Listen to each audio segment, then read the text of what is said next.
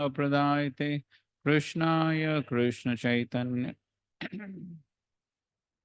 हे कृष्णा करुणा सिंधो दीनबंधो जगतपते गोपेश गोपिका कांत राधा कांत नमोस्तुते तप्त कांचन गौरांगी राधे वृंदावनेश्वरी वृषभानुसुते देवी प्रणमामि हरिप्रिये वाञ्छाकल्पतरुभ्यश्च कृपा सिन्धुभ्य एव च पतितानां पावनेभ्यो वैष्णवेभ्यो नमो नमः। जय श्री कृष्ण चैतन्य प्रभु नित्यानंद श्री अद्वैत गदाधर श्रीवासादि गौरभक्तवृंद। हरे कृष्णा कृष्णा कृष्णा हरे हरे, हरे Ram Ram Ram. Okay, some points from yesterday.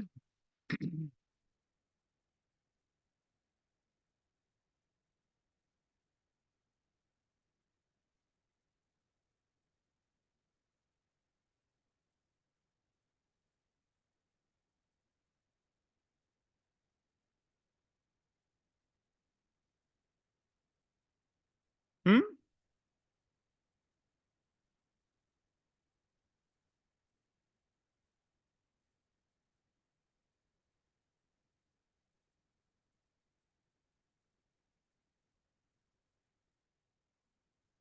So we have discussed who is a Mahatma.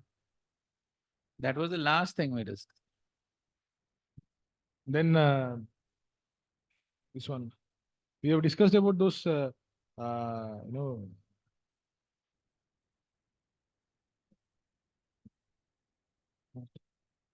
those three kinds of people other than these Mahatmas.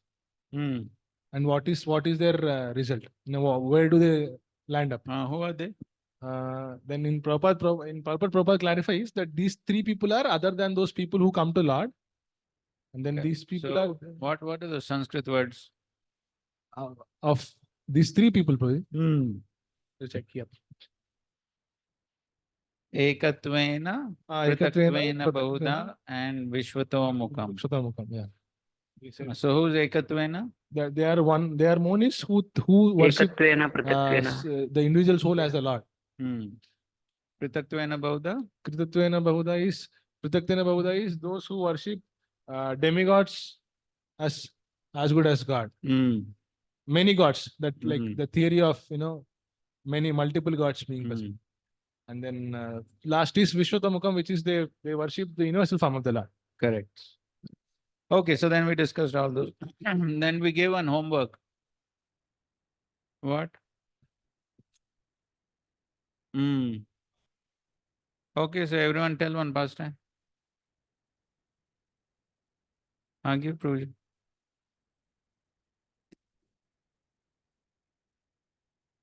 Prabhupada जब मॉन्ट्रियल गए थे 1960s में, उस टाइम गोपाल कृष्ण गोसाई महाराज प्रभुपाद जाने से पहले सेंटर आए थे।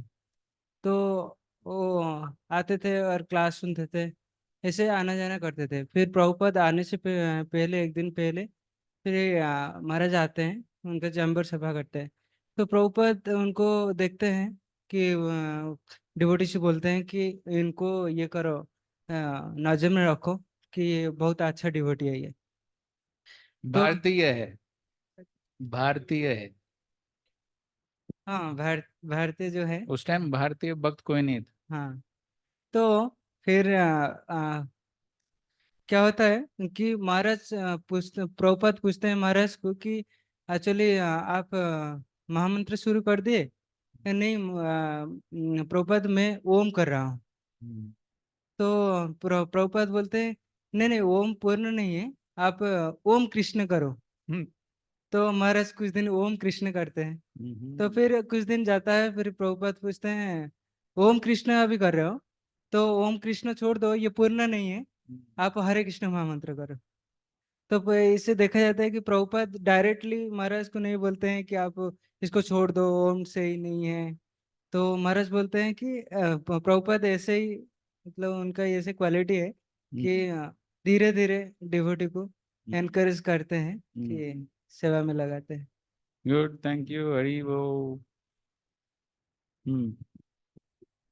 So in context to Satatam Kirtayanto Mam, so there are two pastimes which I remembered. One. Okay. So I I heard it means I don't remember the devotee, but most probably it is the first disciple of Prabhupada. Acharya Prabhakar was the first disciple of Prabhupada. So Prabhupada said sometime ki we should always remember Krishna. So one point Prabhupada was having some ache on his back. So he asked Acharya Prabhakar to massage him. So when he was massaging, he asked Prabhupada, how you are remembering Krishna now? So Prabhupada said, put your ear in the back, and he could hear Hare Krishna Mahamantra. So that's why Prabhupada is always chanting actually Hare Krishna. Correct. Good, thank you. Hari Bo. Somebody else?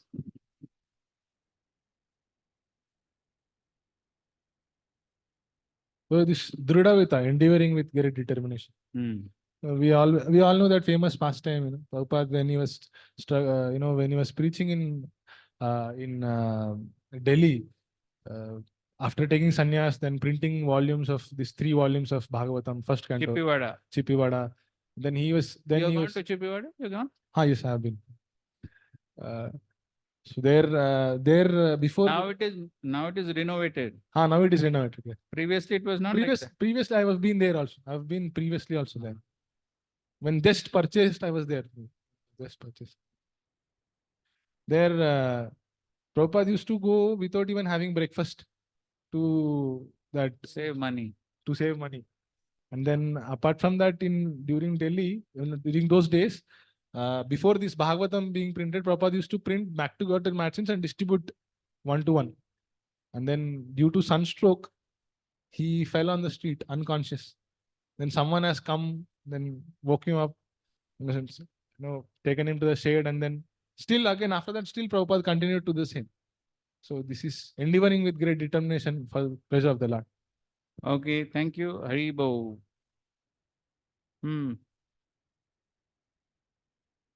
सबको बोलना है?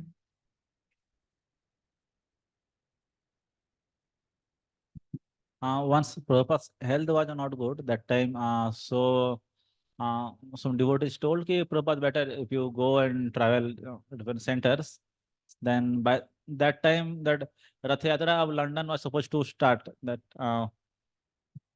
So Prabhupada's health was not good. So that time Prabhupada went in a plane. So when he got down in London, so directly they took Prabhupada to near the cart where the Rath was supposed to begin, and there they made a big Vyasasan for Prabhupada, and they were waiting that Prabhupada will go and sit on that. But Prabhupada, he said, he denied, no, I will not sit and I will walk, he said. And he went on walking. So that time his health was not good and so much of age also. But he did not stop there. He went on walking so much so fast that he went ahead and he was looking back that when the cart will come. So even though at that age, his body could not stop him from serving Krishna. So he's always above the platform, and his determination and all those physical limitations is cannot apply to him. So we can see how the determination to serve Krishna is within him, and no physical impediment can affect him.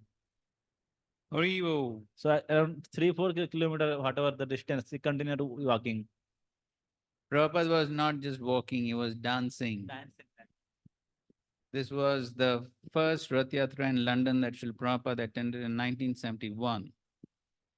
And Srila Prabhupada mentions about it in the Chaitanya Charitamrita purports that this newspaper, I'm forgetting the name. So the newspaper had headlines that the Hare Krishna Rath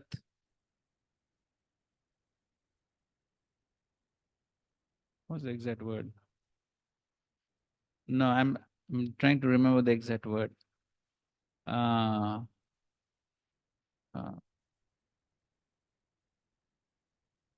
So Nelson column at the Trafalgar Square in London. So the Nelson column is a very prominent monument. And so the Rath cart appeared to be as tall or taller than that Nelson column. So the headline said that Hare Krishna Rath cart rivals Nelson column. So that was, so they had the first Rath Yatra in 1969 in London, but that time Prabhupada didn't attend. And unfortunately, the Rath cart broke down. And then Srila Prabhupada said, next time I'll come. So in 1971, Srila Prabhupada went. And that time Srila Prabhupada was so happy. It was a grand success for the Hare Krishna movement. Hundreds and hundreds, thousands of people came. And you should hear the arrival address of Srila Prabhupada in London that time. All the devotees are in literally ecstasy. You can hear it. It was a press conference. They're asking questions. Srila Prabhupada is answering, and the devotees are in total jubilation, laughing and so happy. Okay, next. So, in this past time, like Prabhupada was like proving that whatever is connected to Krishna is that Kirtan. So when this construction of Juhu temple was going on, so that time Prabhupada secretary came and told Prabhupada's construction going on, you are getting disturbed because so much sound is coming. So Prabhupada told, no, this is not disturbing. This sound is like Kirtan, because this temple is we are making for Krishna, and this will be in future it will be glorified for Krishna. Thank you, Haribo. Humility of Prabhupada, I would like to mention one pastime. Once while giving class, one devotee, not devotee, but the person who is sitting, he asked Prabhupada, is Allen Ginsberg is your disciple?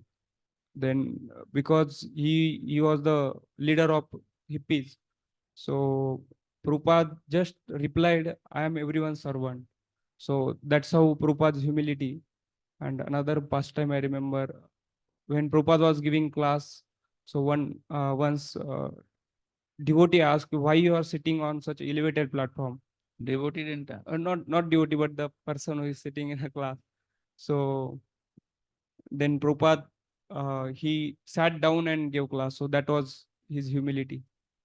Of course, he didn't sit down. But then, this is actually recorded. You can hear it. Srila Prabhupada is speaking on Varnashram, 4 Varnas and 4 Ashramas in Sweden.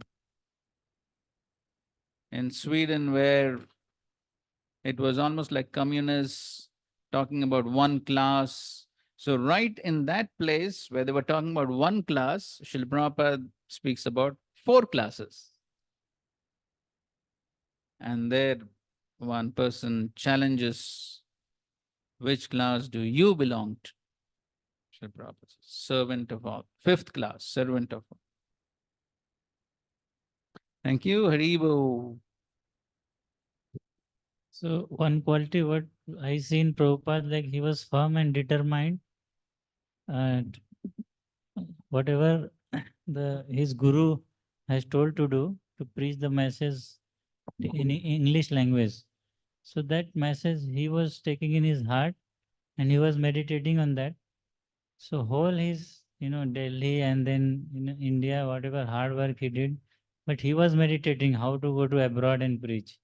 So this quality, we can see that, devotee has to,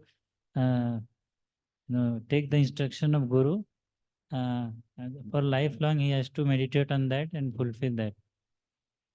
Good, thank you, Haribo.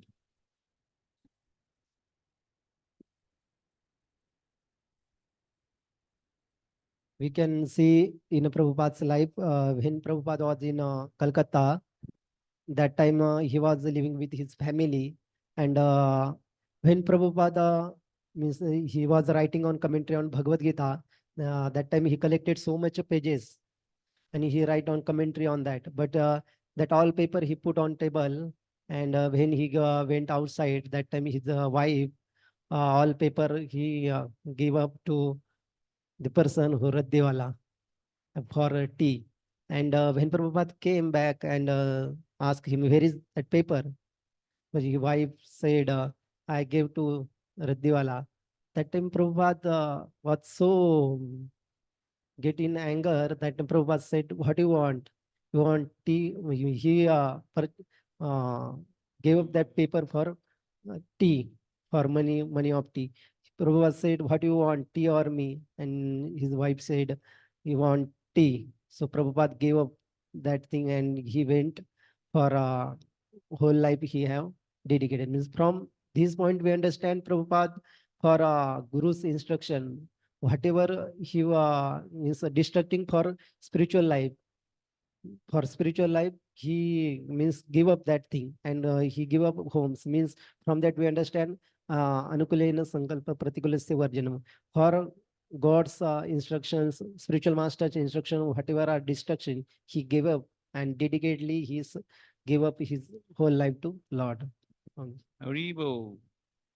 But only because she said tea, that's why we are here. She was also not ordinary person. Her name was what? What was her name? Radharani. So that's Radharani's arrangement.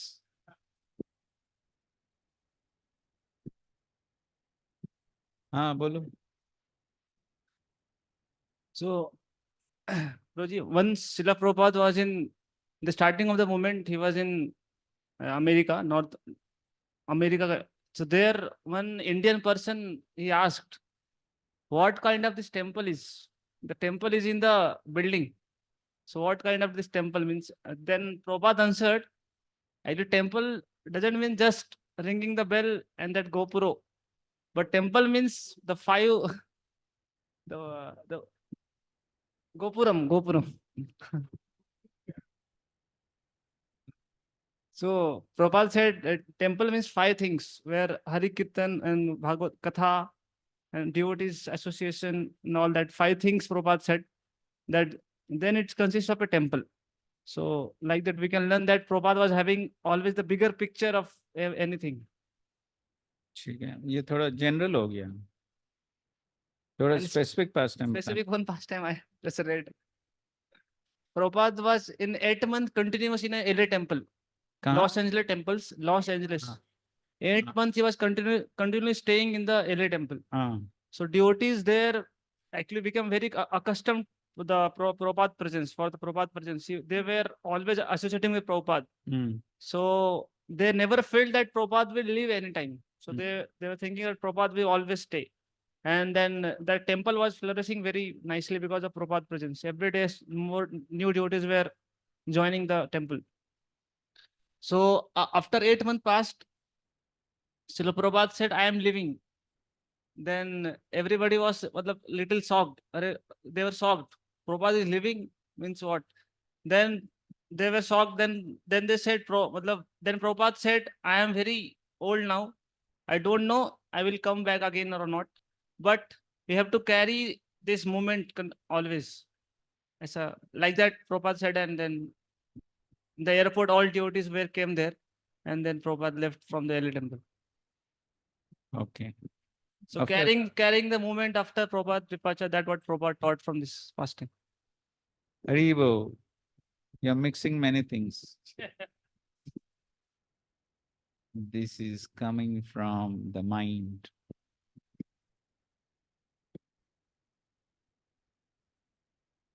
Bolo. Actually, at the time of leaving, departing this world, Prabhupada was calling his god brothers and begging for forgiveness. So, though that Prabhupada never committed any mistakes or committed any offenses, but Prabhupada was showing out of his humility that how a pure devotee is humble. Okay, thank you. Haribo. Hmm.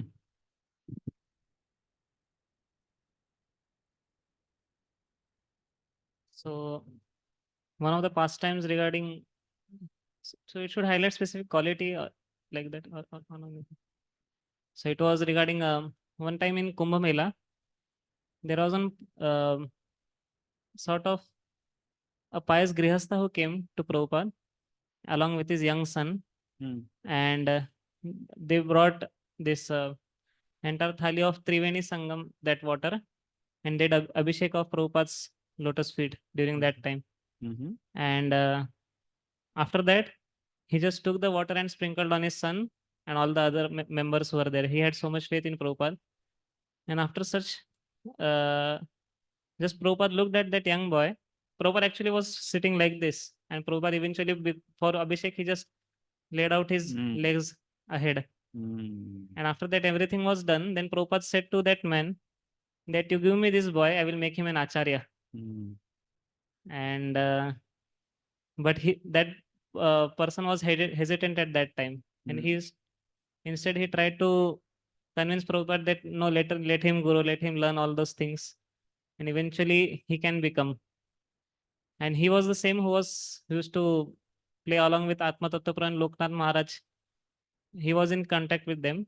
And after many years, when Prabhupada passed away, and then this Atma Tattva Guru came along with some Gurukulis from Australia during same Kumbh Mela, and they were about to meet one Acharya of Ramanandi Sampradaya. So he met them. That Acharya met them, and the first thing he asked was, "Atma Tattva Prabhu, do you remember me?" And Atma Tattva Prabhu said, "No, I am not able to remember you." He said, "I am the same boy whom you used to put on back and I used to play on your back."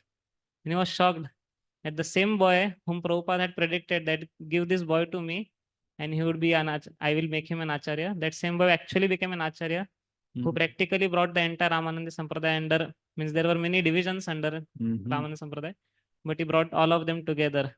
And he then composed a verse in glorification of Prabhupada that there is no acharya in past or in future who would be like Srila Prabhupada. And that became the slogan of our Prabhupada centennial. What slogan? I'm not able to I'm not able to remember the exact Sanskrit it is. Good, thank you, Haribo.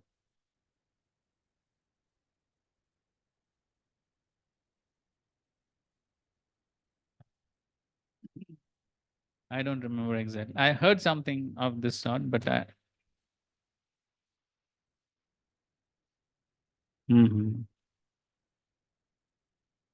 Okay, so we had left one verse from this section of demigod worship where Krishna speaks about his devotees. 22nd verse. Ananyaschintayanto mam ye jana paryupasate tesham nityabhiyuktanam yogakshemam vahamyaham. But those who always worship me with exclusive devotion, meditating on my transcendental form, to them I carry what they lack and I preserve what they have. Purport. One who is unable to live for a moment without Krishna consciousness cannot but think of Krishna 24 hours a day. Being engaged in devotional service by hearing, chanting, remembering, offering prayers, worshipping, serving the lotus feet of the Lord, rendering other services, cultivating friendship, and surrendering fully to the Lord. Such activities are all auspicious and full of spiritual potencies, which make the devotee perfect in self realization, so that his only desire is to achieve the association of the Supreme Personality of Godhead. Such a devotee undoubtedly approaches the Lord without difficulty. This is called yoga. By the mercy of the Lord, such a devotee never comes back to this material condition of life. Kshema refers to the merciful protection of the Lord. The Lord helps the devotee to achieve Krishna consciousness by yoga. And when he becomes fully Krishna conscious, the Lord protects him from falling down to a miserable condition life. Anyway, we forgot to ask the online devotees,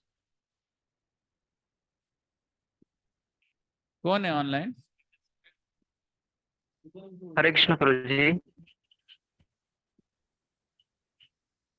Hare Krishna Online, Prabhuji. anyone wants to share Prabhupada pastime? Yes, Prabhuji.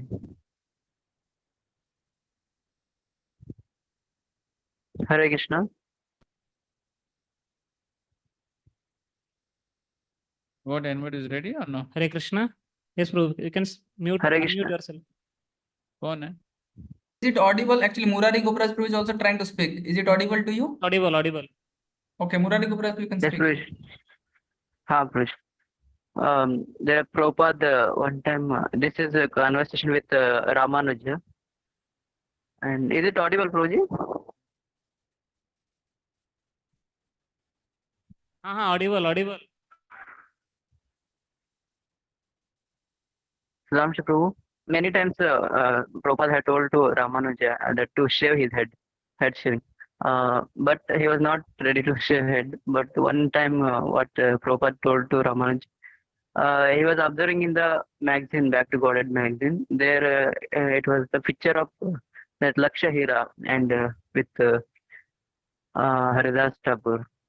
That time, Prabhupada told to observe what is there. Prabhupada asked to Ramanuja. Ramanuja said, she is devotee.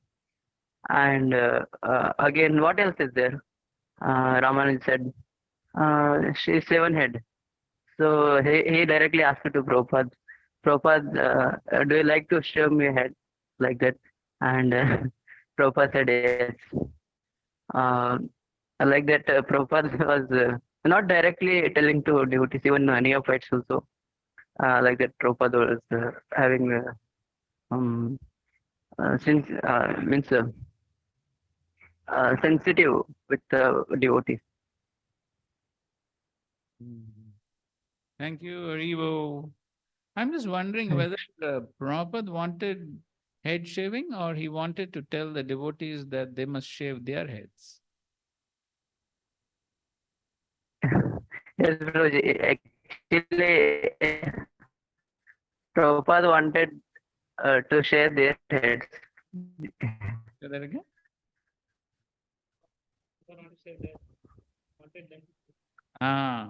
Because I remember this pastime actually.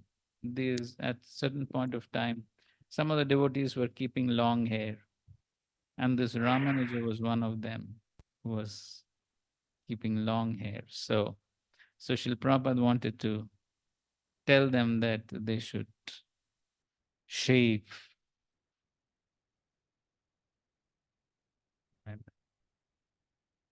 Maybe. Okay. Anybody else? Maybe one more we can take. Prabhuji, actually, I was reading this book on the Juhu book by Giriraj Swami Maharaj. Maharaj writes very interesting thing there. How when the battle with Nayar was in the very peak, was doing a lot of fraudulent things to somehow cheat the devotees of the land and usurp the money and all. So Prabhupada was very much he was not very abstract. He was very practically dealing with everything day-to-day matter. Heat of the situation was increasing, like he was trying to cheat some 3 lakh rupees and something like that.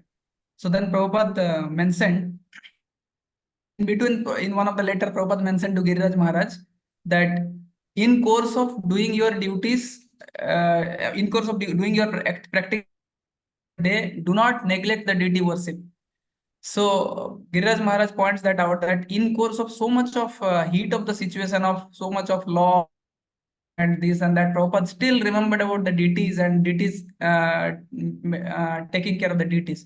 So that shows how he's so much absorbed. He knows what is focus for all that what is being done. So that was viewership in the morning program. Thank you, Aribo. Okay, fine. Now we'll proceed with this verse. So here, so this whole section of demigod worship is going on. In the previous verse, Krishna is explaining what happens to the demigod worshippers. Abrahma, Bhuna, Loka, Punaravartino. No, not that. Kshine punye martilokam vishanti.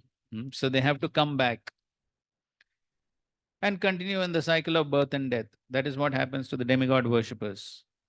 But then Krishna is telling what happens to his devotees, how he reciprocates with his devotees. Which type of devotees? Ananyas chintayanto mam, as Prabhupada says,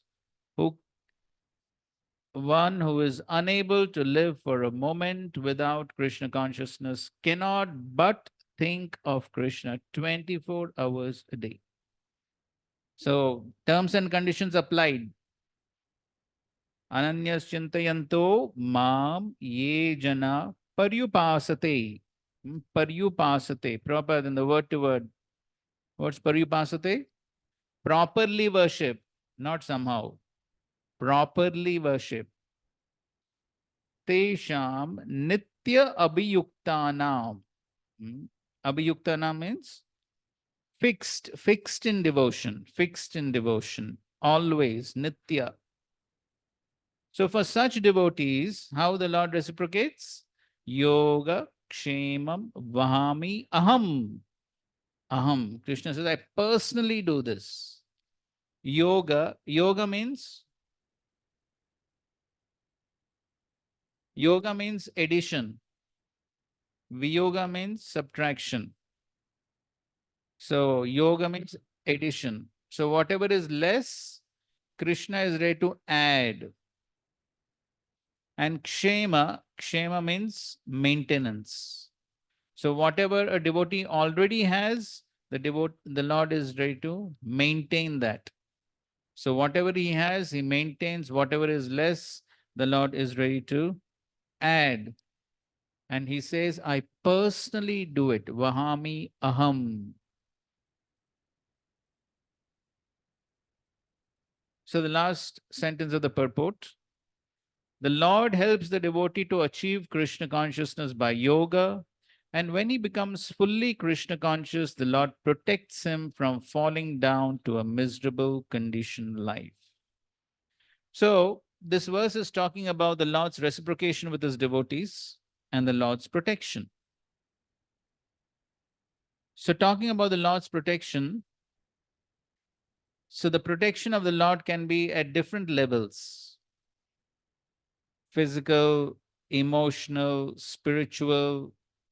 At different levels, there can be the protection of the Lord. So let's hear from you some examples. Physical protection. Would you learn? Prahlad Maharaj. Okay, who else? Haridas Thakur, physical protection. How?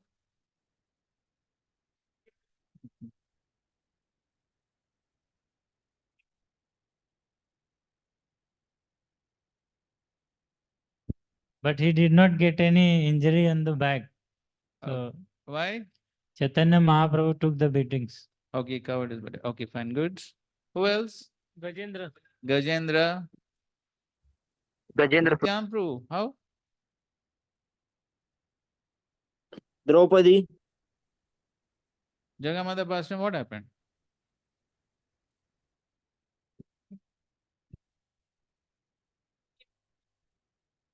No, first who protected? Madai was going to hit second time. Jagai stopped him. So who protected, Lord or Jagai?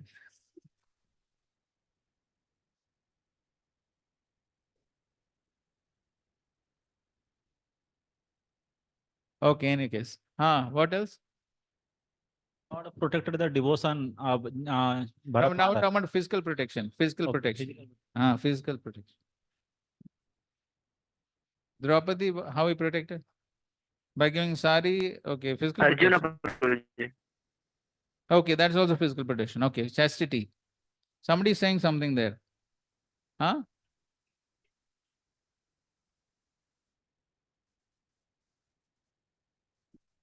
Hare Krishna. Arjuna, which pastime? Please explain.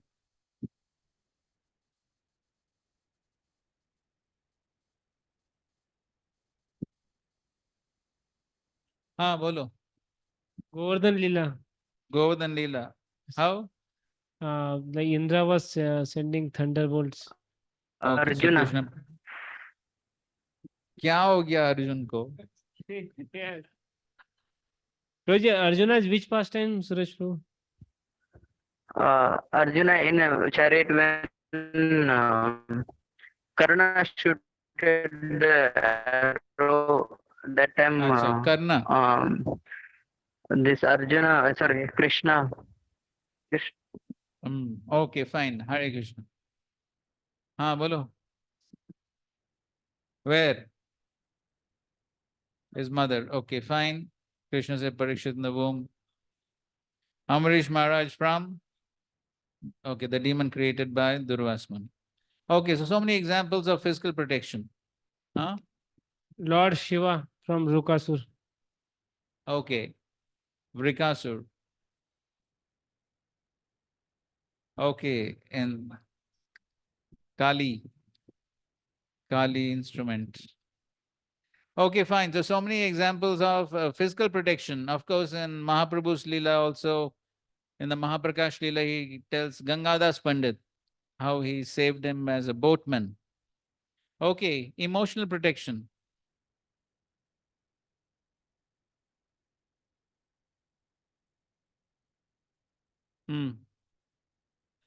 हाँ कुब्जा कैसे? कुब्जा जब वो daemon उनके लिए लेके जा रहे थे चंदन, हाँ सही बात है. तो वो भगवान के माथा पे चंदन लगाए, तो ठीक है. भगवान उनको याद किए, उनका प्रीवियस लाइफ का उनको उद्धार किए. इमोशनली वो उन किंग को ना दे के वो भगवान के सर पे लगाए.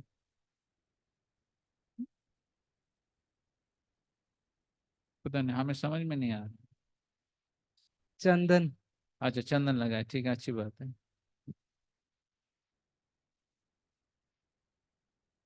In Krishna Lila, we can see when Brahmaji caught the child, means friend of Krishna. That time Krishna transferred him all that form, means friend. And then Krishna thought if this boy is not went in home at night, Which boy? means coward boys. हाँ. Then their mothers and fathers, they will be so anxious why they not came. हाँ. So Krishna himself transferred in that voice, and by which they get love again. Okay. So by which we understand for mother's, अच्छा, father's so emotion. emotional protection of the Brajvasis. Brajavasis. Okay, fine, good. In Brahma Vimon Lila, Krishna manifested as each and every cowherd boys and cows. अभी वही बोला ना? No, it's some different. हाँ. Like, so in that pastime only there is one thing that all gopis wanted to marry Krishna. So that was the time when in Braj, everybody was married to Krishna. So he protected emotions of the gopis. Okay. How are you? Vidura wanted to commit suicide when that Vidura? when that jewel मतलब वो आरोप लगा था, मतलब on Akrura, sorry, not Vidura, Akrura. Vidura. Akrura, some blame was there on him that Shamantak jewel. Shamantak jewel. So then Lord arranged something like arrangement he done properly. Then he was sent to other place for that time. He went to some other place. Varanasi. Varanasi. And also many pastimes Lord saved the emotions of Vrajvasis. Just like that fire, when there was a fire in the forest of Vrindavan, then he told that keep your eyes closed, then everybody closed, and then it will protect. Okay, that is physical protection, no? हाँ ठीक है, कोई बात. हाँ.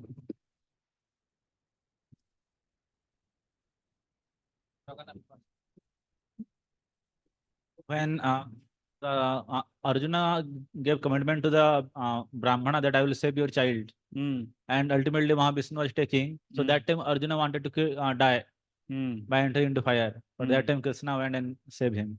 Okay, that's again physical protection. Okay, fine. Thank you.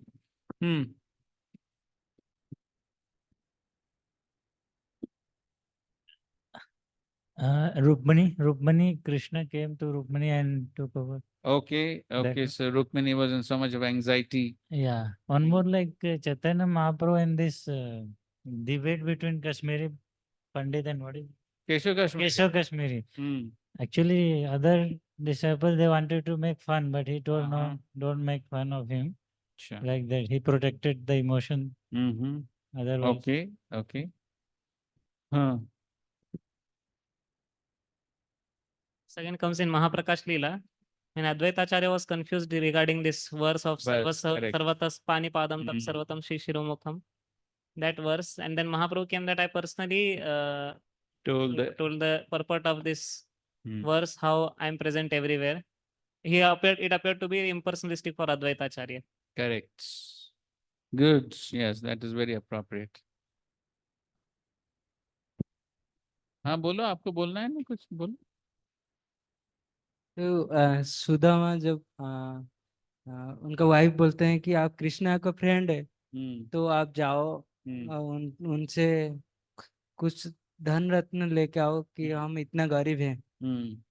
तो सुदाम जाता है हम्म. तो भगवान उनको बहुत आदर करते हैं लेकिन सुदाम कुछ मांगता नहीं है. तो भगवान उनको हार्ट पे जान पाते हैं.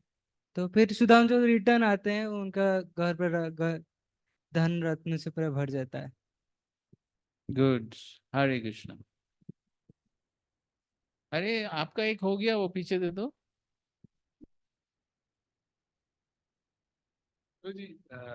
When Mahaprabhu goes for the South Indian tour, he meets Venkata Bhatt. And there he has a discussion with him regarding, how Lord Krishna is superior than Lord Vishnu. Why Lakshmi, although his wife, consort of Lord Vishnu, is a.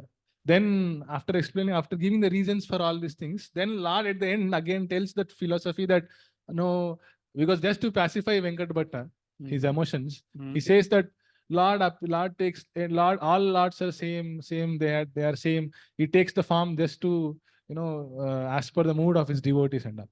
There, Prabhupada writes that the statements after putting the statements how Krishna is superior, then these statements which state that everyone is same, is to pacify. That's how it is written there. Sure. Okay. I don't remember that. Thank you. Okay, fine. Now spiritual protection. How the Lord offers spiritual protection.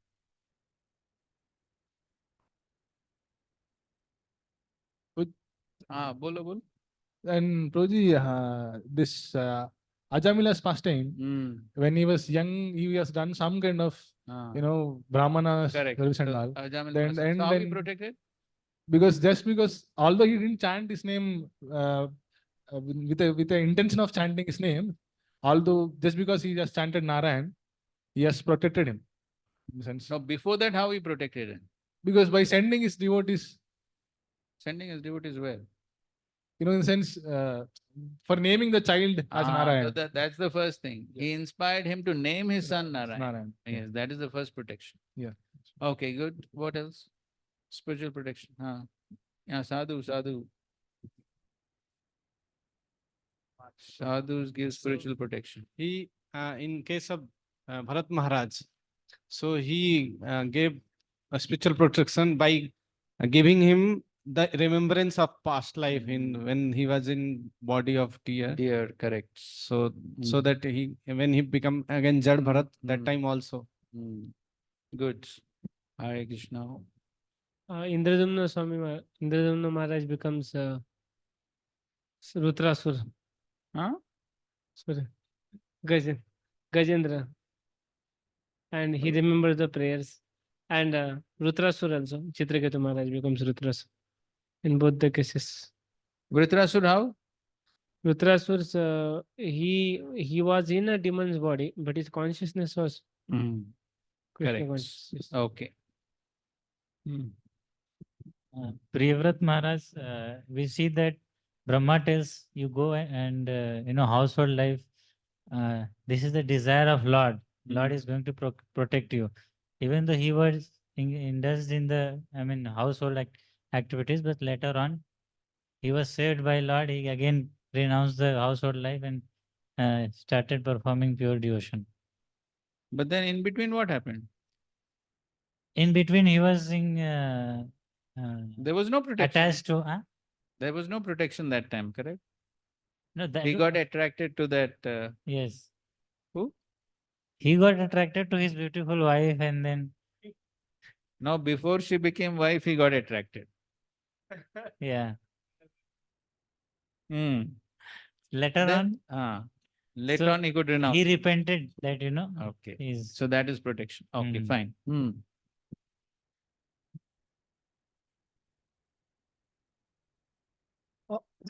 All Brajavasi was worshipping Indra, but Lord Krishna told to Brajavasi, instead of doing worship of Indra, you have to do worship of Govardhan.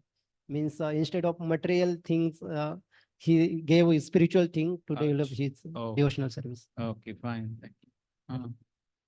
तो Jagannath first time है बोलो कौन सा? कि एक मुसलमान था हाँ. कि वो जगन्नाथपुरी अंदर जाना चाहता था तो पंडा उनको अलाउ नहीं कर रहे थे तो वो बहुत मतलब ये सैड फील कर रहा था कि मैं जाना चाहता हूँ मैं जा नहीं पा रहा हूँ तो वो बहुत बड़ा भक्त था तो एक दिन क्या हुआ वो प्रेम से एक स्वीट बनाए तो स्वीट बना के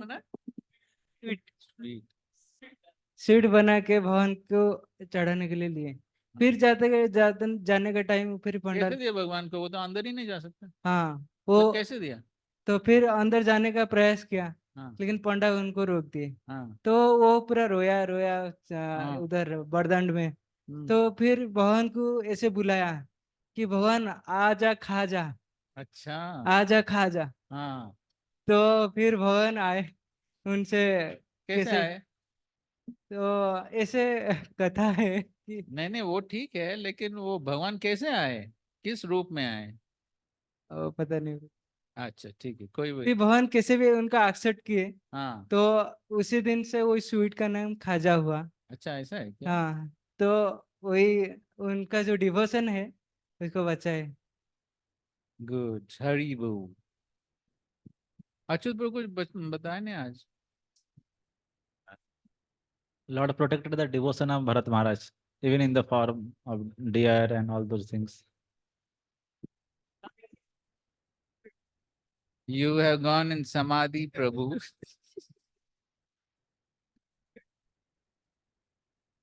Lord protected Parikshit Maharaj. So Where, when he was in that time he protected, and when he got curse, so that time he protected by giving him like message of about himself through Sukdev Goswami. So that's how he got protected. Okay, Bhagavatam. ठीक है. Okay, so in this way we find the Lord can give physical, emotional, and spiritual protection to his devotees. Now, which is the pastime that is very famous in connection to this verse, which Srila Prabhupada speaks in his lecture on this verse in 1966. Sushma, give the mic to. You tell the whole pastime properly. You can see that cartoon also. Huh? Cartoon is that ISKCON Desire cartoon. What should So Arjunacharya was very poor man, poor Brahmana. And when he was reading this verse, he had a doubt that Krishna says here that Yoga Kshema Vahamyam. I personally do it. So he was thinking maybe Krishna does not do it personally. Maybe he sends some of his representatives, some servants. So he was having little doubt. But he was a devotee of the Lord. So one day he went out. That time two brothers, they came. One was black and one was white. And then when the brothers were coming, they were bringing lot of quantities of eatables. And then Arjuna's Charya's wife came out to receive them, and they told that your husband has sent all these things for you. So she was thinking, my husband is a poor man, how he got this? But no, he said, no, he got it. So when the wife said, okay, you have come so far, you are tired, I'll give you some food, I'll cook something and give you. So he says, no, no, no, we cannot accept food. So she was insisting, please accept some food. So then then one of the boys shows that my tongue, it is having scars. Back. Back has, yeah, sorry, back has scars. So then the wife asked that, how do you get scars on your back? So Arjunacharya has beaten me. Beaten and So sent then us. she was thinking, Arjunacharya is so nice man, how can he beat? But eventually it turned out that they were Krishna and Balaram, and by not having faith on the words of Krishna, they were like beating the Lord. Correct. He had crossed the line. Correct. There are two versions of this story. One says back, and one says because Krishna, Bhagavad Gita came out of the words from the mouth of Krishna. That's why his tongue was also got. Actually, Prabhupada says back on. Okay. Okay, and then Arjuna Acharya came back. And then when he realizes that his wife tells the whole story, and then he realizes, no, Krishna personally. Yes, Krishna personally came to give all their requirements. Krishna personally came. So he didn't send somebody else. Krishna Balaram personally came. So I heard this, of course, these are all Shastric examples and pastimes. What is the, like Prabhupada says that is one reference, but any specific reference of this story? I personally don't know. I mean, it's a well-known story. And of course, Prabhupada tells. So, Purnachandra Maharaj tells this pastime when he was preaching in Gujarat.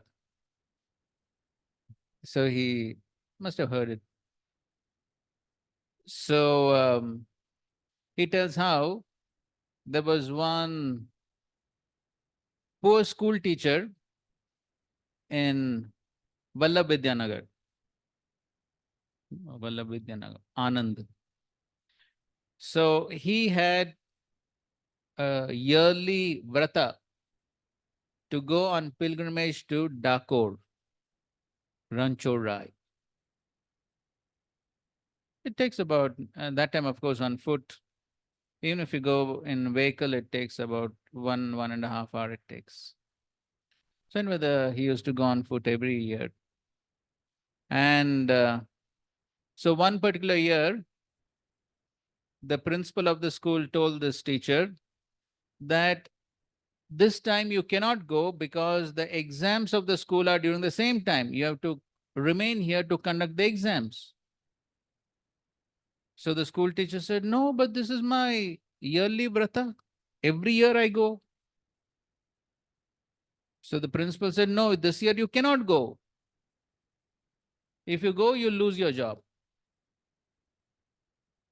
So the school teacher consulted a friend. The friend said, see, this is, if you're a poor man, if you lose your job, what you'll do? So that's foolishness. So this year you remain and conduct the exams. So anyway, the teacher thought about it, but somehow he was determined. Since so many years he's doing it. So then when it came for him to go for his yatra, he went. Whatever happens will happen. Dekha jaye. So he went and he would stay for maybe 15 days or so. And then he came back. So then he came back and he went to meet his friend. And he told his friend that I went to Dakor and came back. So the friend said, what? You went? You were here conducting exams? No, I went. So his friend said, Arey, how is that possible? I saw you here conducting exams. So then he understood that the Lord had actually become the school teacher to conduct the exams, to protect his devotee. And we all know the famous story of how Dwarkadish came to Dakor. For what? To fulfill the desire of Buddha. This old devotee who would travel every year from, huh? Yes, they did drama, correct. So again, just to fulfill the desire of his devotee. So in this way, we find that the Lord reciprocates. And of course, in Srila Prabhupada's life, there are unlimited stories in the history of ISKCON. Many of Srila Prabhupada's disciples say in Srila Prabhupada's manifest pastimes, practically every day they would see miracle. Every day. And it gave them so much of faith in Srila Prabhupada. Magic was happening. How many of you know the Macmillan story? But, yeah? Macmillan, Bhagavad Gita Publishing by the Macmillan Company. Okay, just to tell you in brief. So, Srila Prabhupada wanted the Bhagavad Gita to be published. And he was looking for publishers. This was 1968, I suppose, 68, 69. And so he was telling many devotees to find out some publishers. Nobody was very successful. So then at that time, Brahmanand Prabhu, he was selling the first album, the musical recording of Srila Prabhupada. It was called as the Happening Album, where you find Prabhupada's Hare Krishna Dhun and Prabhupada's commentary on the Hare Krishna mantra. So those are all initial recordings. So he was selling those. And so once he received an order from the Macmillan Company. So when Brahmanand Prabhu received this order, he was very happy. And he thought, oh, finally there's this Macmillan publishing house, very famous, who want this album. And so this is a good chance to get Srila Prabhupada's Bhagavad Gita published. So normally, Brahmanand Prabhu would courier the album, the recording. Now, he told Srila Prabhupada that this order has come from the Macmillan Company. Srila Prabhupada tells Brahmanand Prabhu, don't courier this. Go to their office in New York and personally give this album. And when you go there, you tell them that your spiritual master has written Bhagavad Gita. And you request them to publish it, and they will publish it. So Brahman Prabhu is, what is this Swamiji? How is he so confident? They will publish it?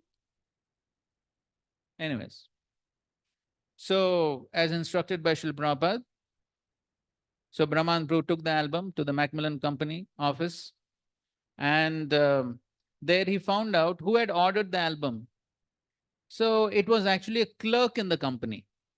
It was not some big officer. It was some ordinary clerk who had ordered the album. So Brahman Prabhu got a little disappointed. He was thinking, oh, what this man will do, this clerk. So anyways, he was talking to the clerk. And as he was talking to the clerk, the main manager of the company came there. And as soon as Brahmanand Prabhu sees this main manager of the company, so he remembers Prabhupada's words.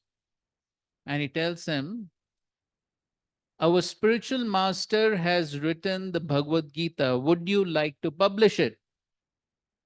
And as soon as the man hears that, he is so happy. He says, we have published so many religious books. We were just waiting for the Bhagavad Gita. And sure enough, they agreed to publish. And the next day, Srila Prabhupada personally goes and delivers the manuscript to them. And that's how we know the first Bhagavad Gita edition, that's by the Macmillan Company. So that's how it was almost like a miracle. Another one. So in the early days, after Gargamuni Prabhu happened to see a dictating machine, dictaphone, in a store, he brings it to Srila Prabhupada. And then Srila Prabhupada began to record his translations and purports. Now, after recording, now what has to be done? Transcription. Transcription has to be done, right? After the recording is done. So now, they were wondering who's going to do the transcription. There were not many devotees who could do the transcription. And so they were thinking, who's going to do? Then all of a sudden, one day, one boy comes to the center and says that I have a vacation for 6 months, so I can do some job if you want. Okay, so the devotees ask, what can you do? So he says, I'm actually learning to do transcriptions. They're very nice. And they give him that service. That's how. And then Shyam Prabhu writes in his book, Chasing Rhinos with the Swami, 1967. I told, na? I told, na? 1967, what happened? See, nobody remembers. Anybody remembers? So they were not having any money to pay the rent and all that, and then all of a sudden one day, as they were walking, dollar notes started falling from the sky. Now, what is a bigger magic than that? Literal magic. But of course, for Krishna, what is the big magic? He's Yogeshwara. He's the master of all magic. So throwing a little few dollar notes, no big deal. So therefore, in one of the programs of the TOVP, Jananavas Prabhu was sharing that Bhavanand Prabhu was, as we know, right from the early days, Srila Prabhupada had his big plans for Mayapur. And then Bhavanand Prabhu, once he was telling Srila Prabhupada, you have such big plans, but where's the money going to come from? So Srila Prabhupada said, Arey, you have Madhava here, Madhav. Madhav means husband of the goddess of fortune. So how can there be shortage of money? That was Prabhupada's faith. And another big magic, again, I'm sure I told this also before, the printing of the Krishna book. Yes, George Harrison. Within a fraction of a second, when the lights went off, some magic happened. Everyone remembers, no? Huh? You want to hear again? No, nobody switched off the light. Then the power cut. So, just to tell in short, George Harrison and Shyam Sundar Prabhu, after the dinner, so of course, Srila Prabhupada told Shyam Sundar Prabhu, go and ask your friend George to give some donation for the printing of Krishna book. That was $19,000. Huh? So, so Shyam Sundar Prabhu was very hesitant. He was thinking, if I ask for money, the relationship will be spoiled. So he was very hesitant. But in case, he had invited for dinner, and then dinner was finished, everything was winding up. Still, Shyam Sundar Prabhu was hesitant. And he finally took courage and he asked, my spiritual master wants to print this Krishna book. He requires $19,000. And as soon as Shyam Sundar Prabhu says that, George Harrison's face color changes. He looked very disappointed. And Shyam Sundar Prabhu thought, oh, this is exactly what I feared. And just at that point, there was a power cut, lights went off. Just for a few seconds. And of course, he writes in his book, those few seconds, whether it was his perception or reality, whatever, but it was so quiet that everyone could hear each other's breath. It was so quiet for those few seconds. And after a few seconds, the lights came on, and there was a big smile on George Harrison's face, and he said, "The check is yours." So, what happened in those few seconds? Magic. And of course, another big magic was how the first Radha Krishna deities came to London. Yes. But the most amazing thing was Srila Prabhupada went and kidnapped. And the man was watching right in front of his eyes. Srila Prabhupada kidnapped Radha and Krishna. And the man just kept looking.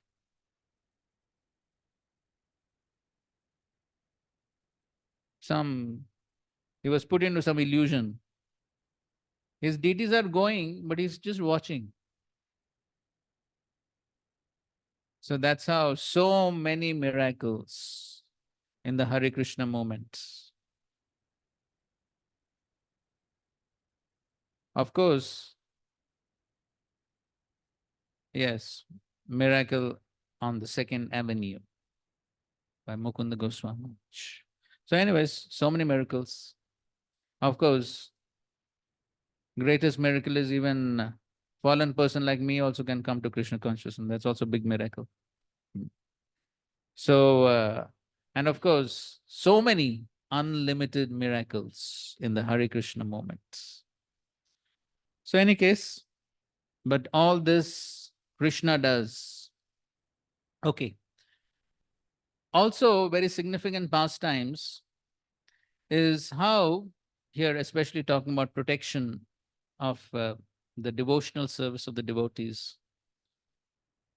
Then very notable pastimes within ISKCON's history is how Srila Prabhupada and the Supreme Lord protects the devotional service of the devotees, even though they may sometimes go astray.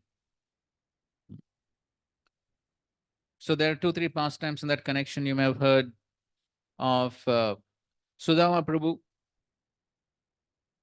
So when Srila Prabhupada wanted preaching in Japan, Srila Prabhupada was asking the devotees, who wants to go? Nobody was interested. Japan was a tough place and is a tough place because everyone is like machine. So for machines to develop love is very difficult. So therefore preaching is very difficult. Nobody was ready. And then Srila Prabhupada gave an allurement. Anyone who goes to Japan to preach, I will personally come to deliver him at the time of death. So that was a strong allurement. So Sudama Prabhu, at that time Sudama Maharaj, he raised his hand, he agreed. He went to Japan, began preaching there, and whatever, he tried.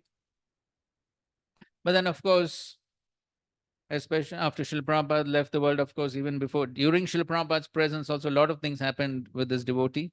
We don't want to get into those details, but off and on, he came and went into devotional service. But then after Srila Prabhupada left, he totally left. He totally left Krishna consciousness. You have seen the Prabhupada memories, Sudama Prabhu speaking, right? He's wearing some very strange dress. Any case. So, so then towards his final days, he got cancer. And then at that time, he came back into the Association of Devotees at Los Angeles. And then the day before he left, his mother had a vision. that Srila Prabhupada is personally coming to take my son. His mother had. Huh? Yes, you call it dream or a vision. Dream is imaginary. Vision is reality. So she actually saw. And the next day he passed away. So Srila Prabhupada kept his promise. He personally came to take him. And we also have Surabhi Maharaj,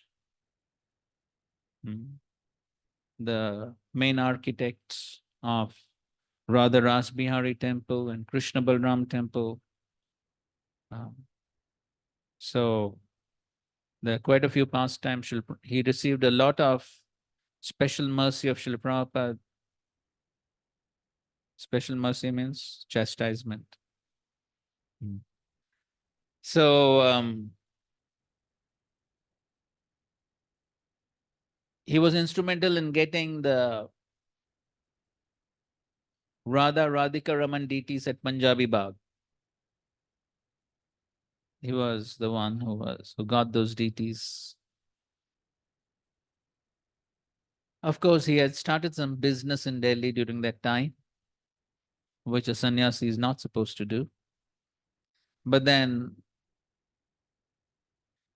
because of that, he got deviated. And then he left Krishna consciousness.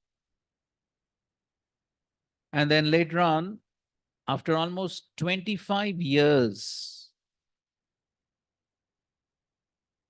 2014,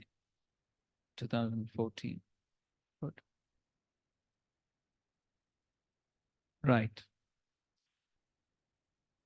13 or 14, anyway. So every year they have a Prabhupada festival at Los Angeles.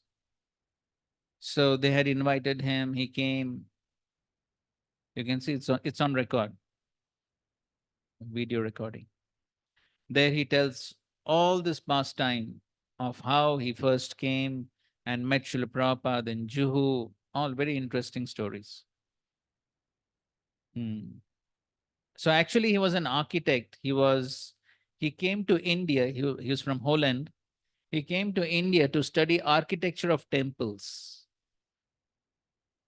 And so he wanted to visit a Krishna temple in Mumbai. But he could not find. He could not find one Krishna temple in Mumbai in 1971. Not one Krishna temple. So then somebody told him, there are some Krishna devotees here in this building, Akash Ganga. So that's how he came to that building where these devotees were staying at that time. And there he met Shyam Sundar Prabhu. And then Shyam Sundar Prabhu said, our spiritual master is over here. Would you like to meet him? He said, yes, okay, I'll meet. He was a hippie having long hair. Shyam Sundar Prabhu gave him 1 rupee to get his hair cut. And then the next day, he took him to meet Srila Prabhupada. And he introduced him to Srila Prabhupada and said, here is Mr. So-and-so. He is an architect. And as soon as Prabhupada heard that, architects? Prabhupada made him sit beside him. He opened his drawer and the plan of the Radha Ras Bihari temple he put in front of him. Just think about it. He has not started chanting 1 round. First meeting, Prabhupada just placed those drawings in front of him.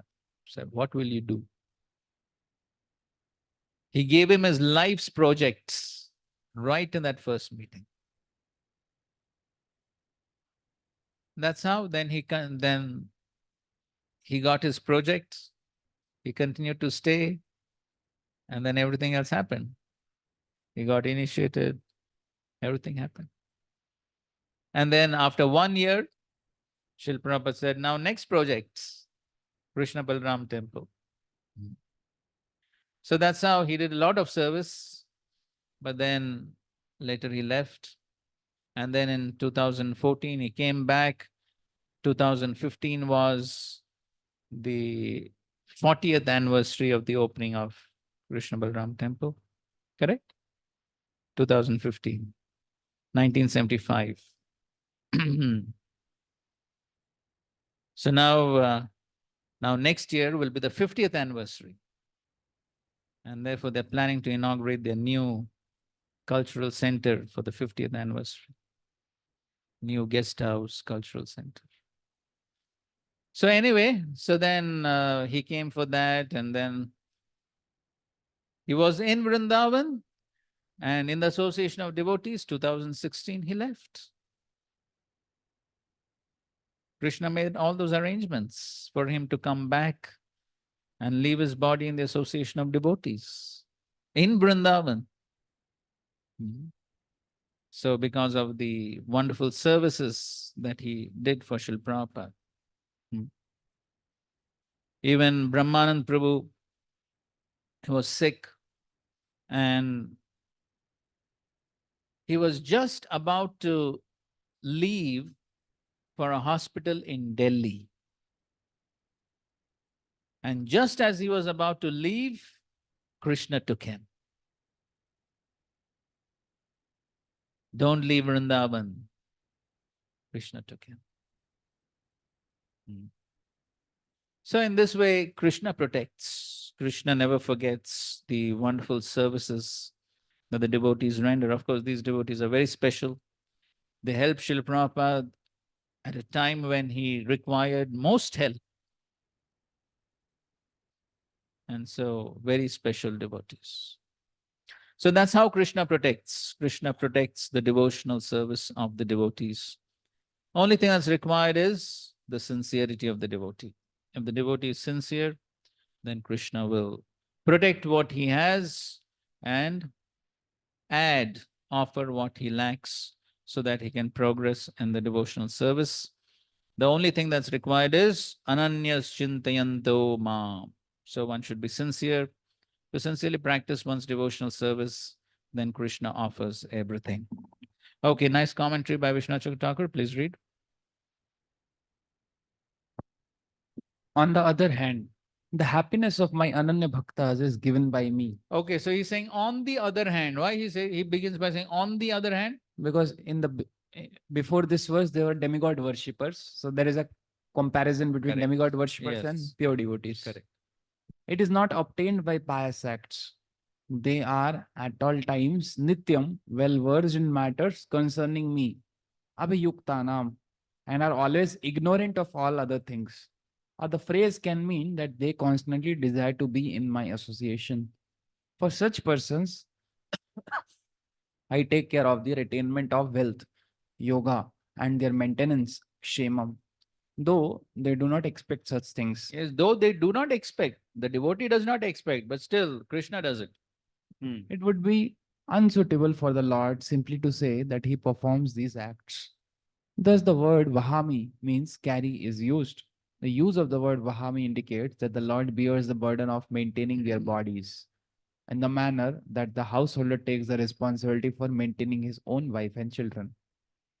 Thus, one should not say that, like others, their attainment or preservation of bodily needs is due to karma.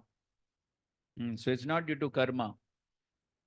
Still, since you are Atmaram, enjoying within and indifferent to all things as the Supreme Lord, where is the question of you bearing the responsibility? Because my Ananya devotee has no karma due to lack of desire, Naishkarmyam, his happiness is given by me. Though I am indifferent to all else, I have great affection for my devotee. This is the cause. One should also not say that in giving the burden of their maintenance to their worshipable Lord, the devotees show lack of prem.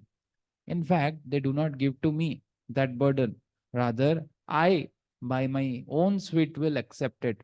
It should also be understood that I am not bearing it as a duty in the manner that I create and maintain the universe by my will alone. Rather, being attached to my devotees, I take the greatest pleasure in taking care of their needs, like carrying the weight of one's lover. Right? So, so Krishna does it out of his own accord due to his prema, his affection for his devotees. Devotee doesn't give his burden to the Lord, but the Lord is ready to reciprocate with his devotees. Okay, 5 minutes break and we'll continue.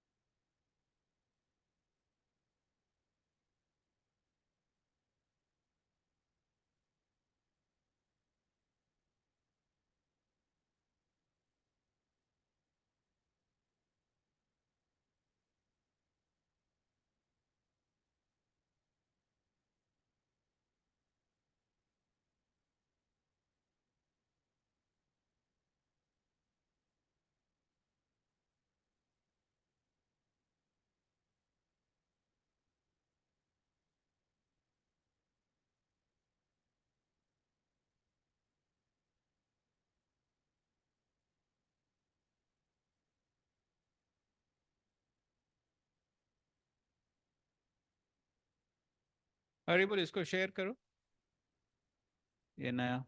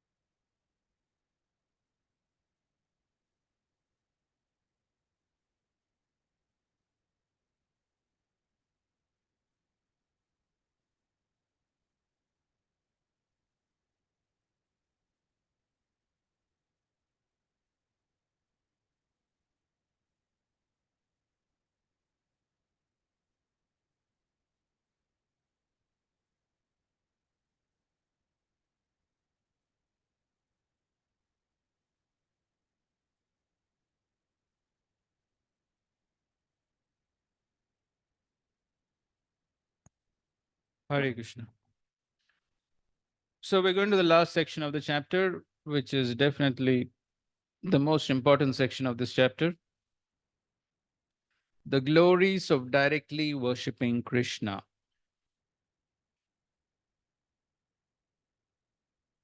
Okay, 26th verse, well-known, famous verse.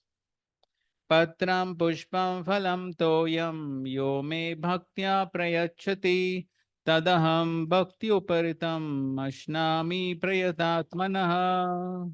If one offers me with love and devotion a leaf, a flower, fruit, or water, I will accept it. Please do the first paragraph of the purport.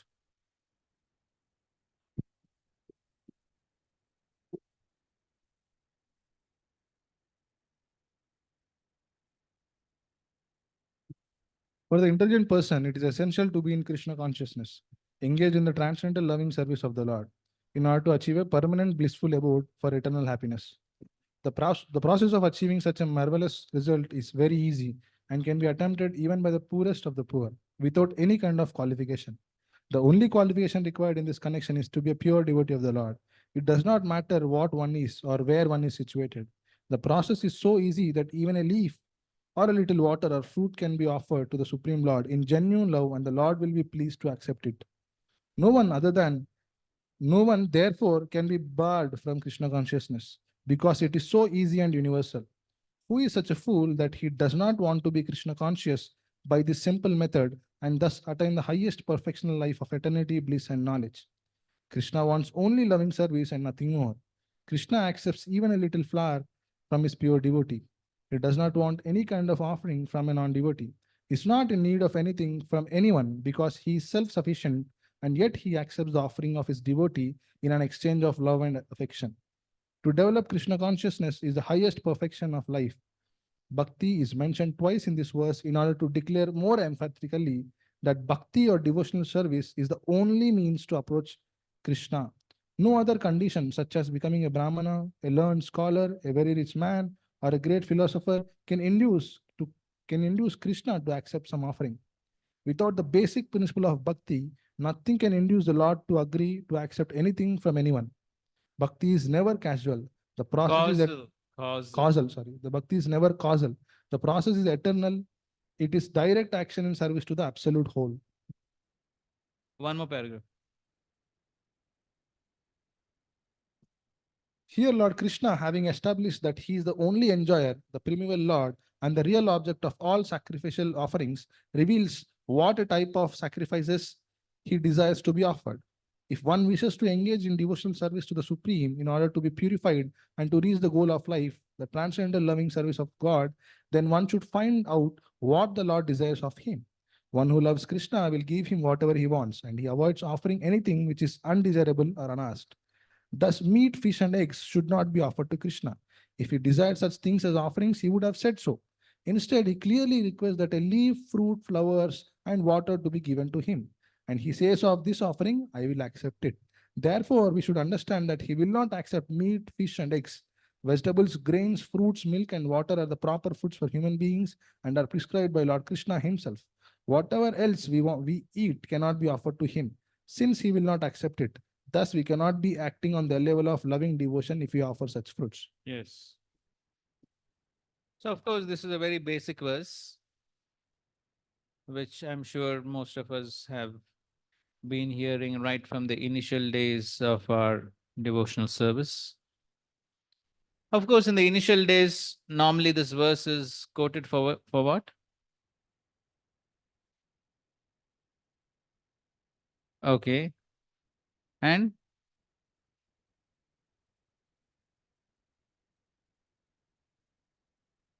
usually in the early days, we are taught this verse to induce one to become vegetarian. Correct? So the verse can be discussed at the preliminary level and also at the highest stages of devotional service.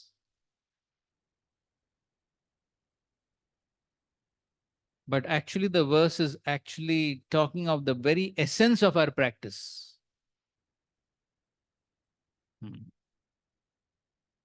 So, though apparently a simple verse, But the very essence of our devotional practices is given in this verse. So as Srila Prabhupada is writing in his purport, many important points. So one point that Srila Prabhupada mentions is that how the process of devotional service is universal. So no one can say that I cannot practice devotional service because I don't have this qualification or that qualification, because I'm poor or because I'm not a Brahmana or whatever. No, that's why Bhakti is never causal. We had a whole discussion on this point, right? There is no other cause for devotional service other than Bhakti itself. So that is mean of Bhakti is never causal, means there is no other cause for one to receive devotional service. So it's not that devotional service is only for the rich or the poor or the scholarly people, nothing of that sort. No qualification is required for one to practice devotional service. It's universal. So that is one point. Now then he says, the only qualification required in this connection is to be a pure devotee of the Lord. That's the only qualification. Because the Lord wants only bhakti, devotion.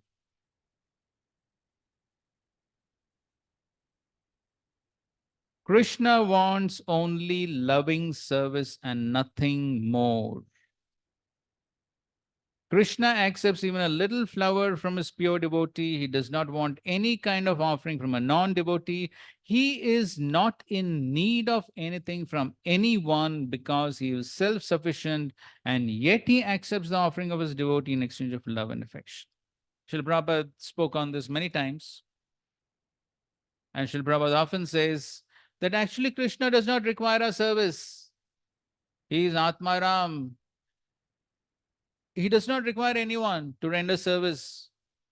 In the spiritual world, he has Lakshmi Sahasrashata Sambrama Sevyamanam. He has hundreds and thousands of Lakshmis to serve him. They will serve in pure devotion.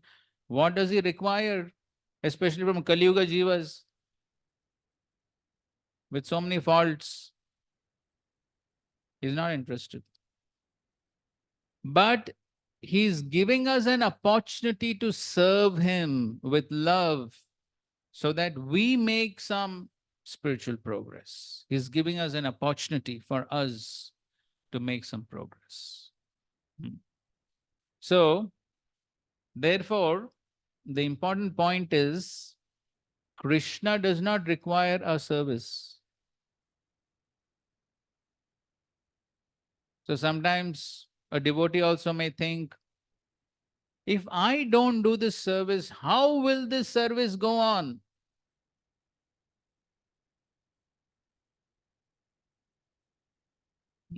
So sometimes a devotee may think, I am bringing funds for this temple, therefore this temple is running. If I don't bring funds, let us see how this temple will run.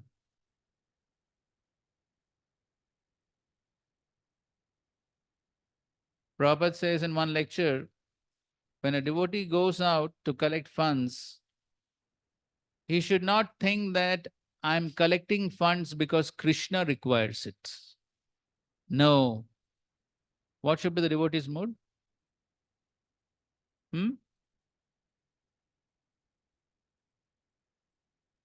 So the devotee should think that I'm giving a chance for these people to render some service. Not that Krishna is in want of money. If Krishna wants, how much time, we were discussing the other day, how much time did it take for Krishna to build Dwarka?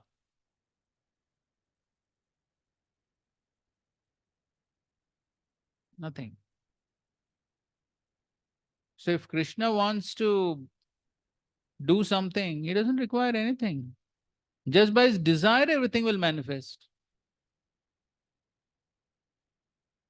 So therefore,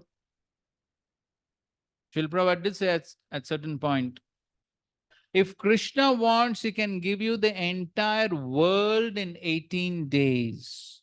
But the important question is, what will you do with it? So that's what we gave all those examples.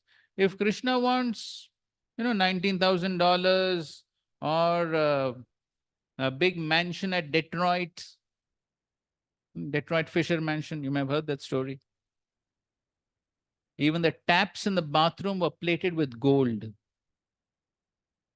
It was so opulent.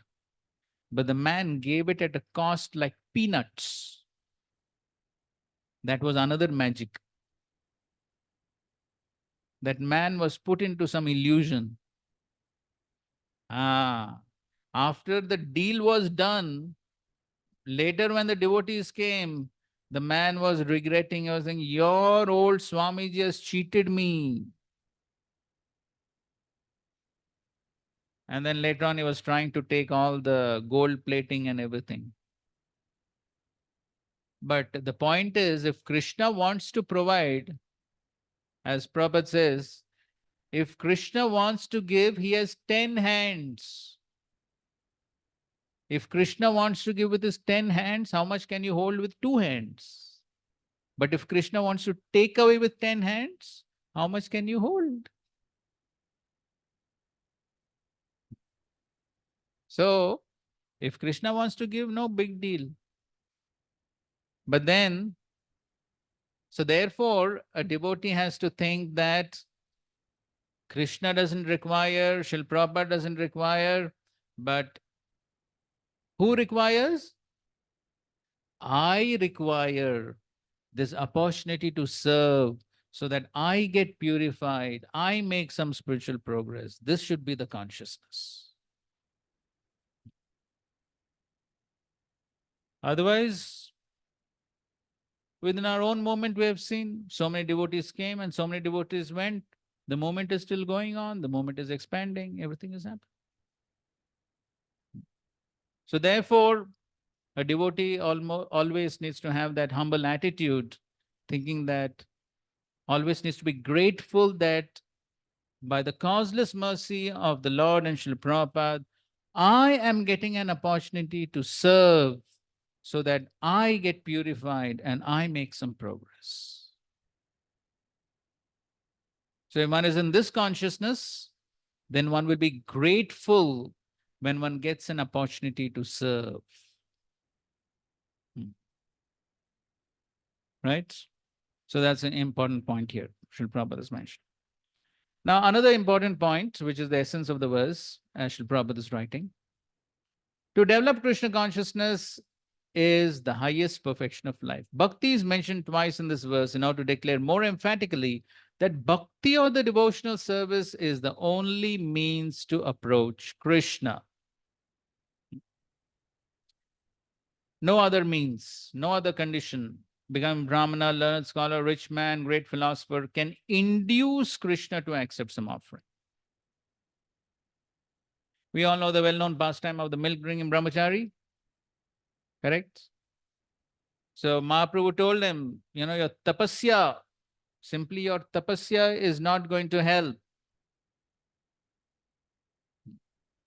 So Mahaprabhu said, what was the qualification of Gajendra? He was only elephant. What was the qualification of Jatayu? He was a vulture. What was the qualification of the gopis? They were simple cowherd girls. So they didn't have any material qualification, but they had bhakti. So now somebody may say, oh, I have bhakti. So much bhakti in my heart, you can't see. So much, it's overflowing. Sometimes people say, no? Heart is overflowing with bhakti. 24 घंटे चलता है. एक माला करो, 24 घंटे चलता है.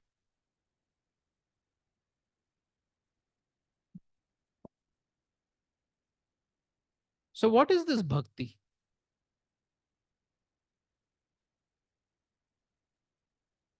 So, what is the manifestation of that bhakti?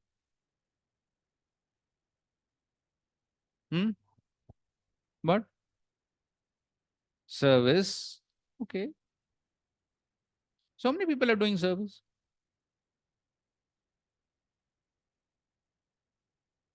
Jhadwala is also doing service, correct? Jhadwala. He is also doing service.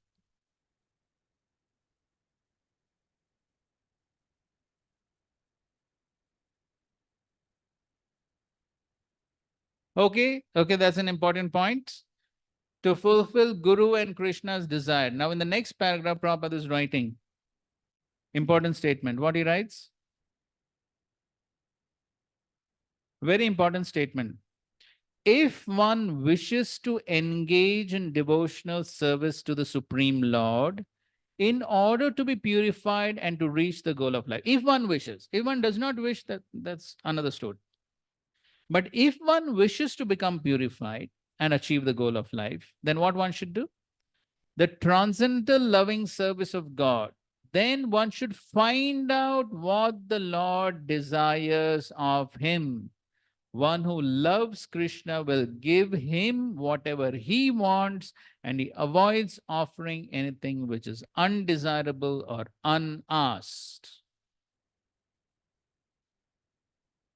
In his lectures on the verse, Srila Prabhupada says, even in ordinary life, if a guest comes to your house, what do you offer him? What he likes. That is Prabhupada says normal mannerisms or courtesy. You ask the person what he likes, not what you like. You give what he likes. Same thing Prabhupada is writing here. So you love a person, you give him what he likes. One should find out. See the words Prabhupada is using. One should find out what the Lord desires of him. How to find out?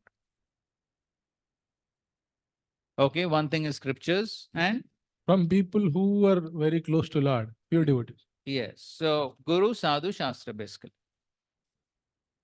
So one has to find out. If one does not find out, then what will happen? Yes. Then one will speculate. If one does not find out, one will speculate.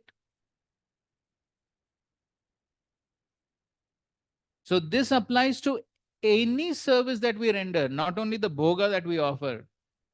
Any service that we render, that is an offering to the Lord. And so how to render that service, one has to find out. One has to find out how to please the Lord. It's not going to happen automatically. It's not that God will come in your dream or something and reveal. What Prabhupada is writing, one has to find out. That means I have to take the trouble to find out.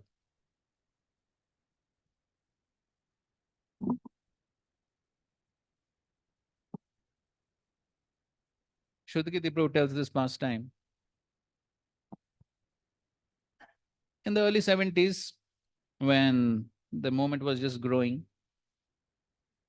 so Shuddhagiti Prabhu and Srila Prabhupada went to Los Angeles. They just acquired this new big, the big church, which they converted in temple. And there was the head pujari, Shilavati Mataji. So she saw Shuddhagiti Prabhu, how he would serve hot chapatis to Srila Prabhupada. What was the system? The system was the servants would go to the kitchen and Srila Prabhupada would accept only puffed up chapatis. Somebody may think, why? Why Srila Prabhupada wanted puffed up chapatis? Yes, because easy to digest. So hot chapati would bring on the plate, put it on Srila Prabhupada's plate, again go back to the kitchen, get next chapati, put on Prabhupada's plate. Yes, that's another part of the story. So then again, so that would go on. Prabhupada would take some 5-6 chapatis like that. So this Mataji saw, this is how Shrutakirti Prabhu was serving Srila Prabhupada. And so she got a brilliant idea. And she thought, if Prabhupada can be served like this, then why not Krishna?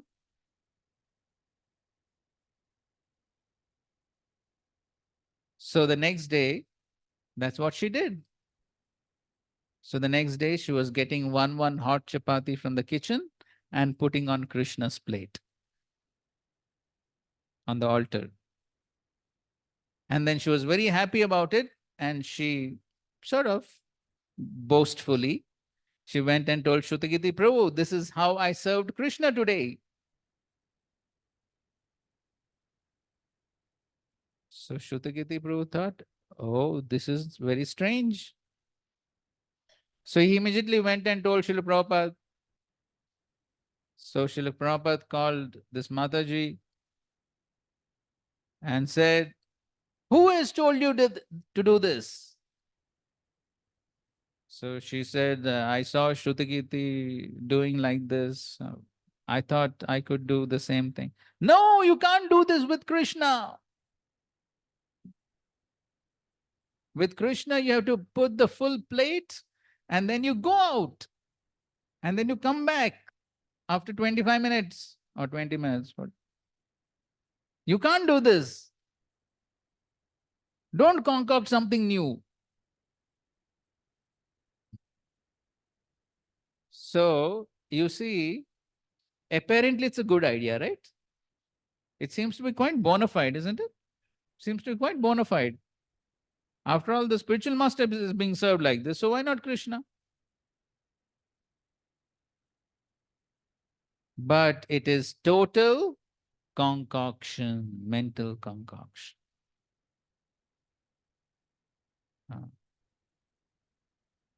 And then again, in the same temple, Srila Prabhupada once asked for the morning sweets. And they had made some sweets out of puffed rice and jaggery, puffed rice, jaggery, laddu. So they made some sweets like that. Difference. So again, Srila Prabhupada called this pujari and said, who told you this? Who told you to make these sweets? I taught you to make sweets. Rasgulla, sandesh, rasmalai. I taught you this. Who taught you this?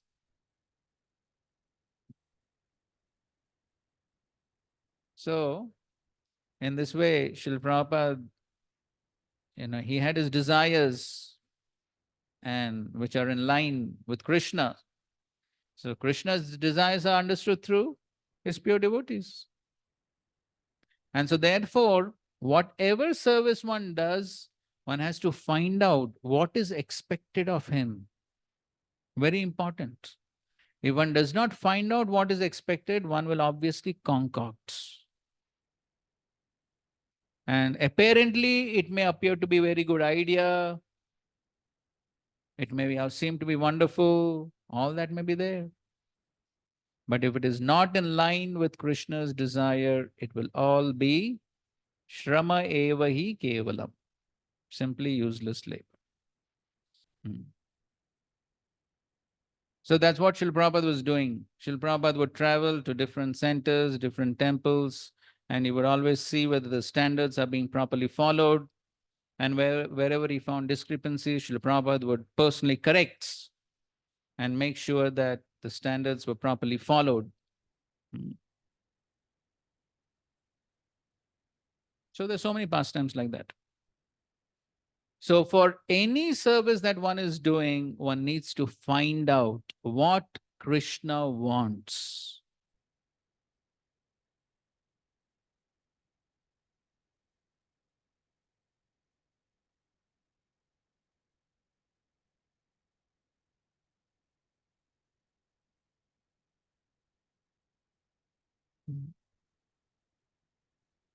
So otherwise, one could simply concoct some things. So many things later on also happened. So many concoctions, so many things. So one needs to find out. One needs to find out. And you find in the Veda base, you have this book Shikshamrit. You have seen Shikshamrit? Yes, so they're all Prabhupada's instructions on different aspects of devotional service. So whenever there's doubt, one should find out, one should read and see what is Prabhupada's instructions, what are Prabhupada's instructions, what is his expectation in this particular service, and then act accordingly. But one needs to find out. One cannot concoct. Then that will be pleasing to Krishna. And so that's what Srila Prabhupada is writing here. So Krishna does not desire meat, fish, eggs, all that. So we cannot offer because he does not desire. In lectures, Prabhupada says, see, Krishna doesn't have a problem in digesting these things. If Krishna wants, he can digest. He doesn't have problem. He can eat. But he doesn't want. So therefore, we cannot offer. So we are not after vegetarian or non-vegetarian. That is not our business. Why we are vegetarian? Because Krishna wants. Therefore, as Prabhupada would say, we're Krishnatarian. So we are interested in pleasing Krishna. That is our main business. That is our main goal. That is bhakti. What Krishna wants. What will please Krishna?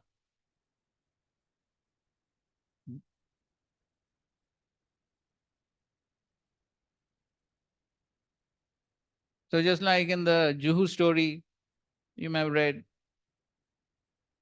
after the agreement was done, everything was done, the final things were remaining, then Shamsundar Prabhu, Tamal Krishna Maharaj, they thought that, oh, this is all impractical, not possible. And what they did? Yes, they cancelled the deal. And Srila Prabhupada was so upset. It was in Pune. No, Prabhupada was in Ahmedabad. Ahmedabad. Vishakha Mataji was there. Then Prabhupada sent Vishakha Mataji. So anyways, then after that, of course, they had to go through a lot of austerity, especially Tamal Krishna Maharaj. Any guest would come, Prabhupada would call him. This boy, he cancelled the deal. So much of embarrassments. Prabhupada made him go through that austerity to get purified. So rather than rejecting, it's such a great blunder. Such a great blunder. Actually, it's a big offense. Prabhupada worked so hard to get that. And these people, simply mental concoction. They cancelled it. Such a big offense.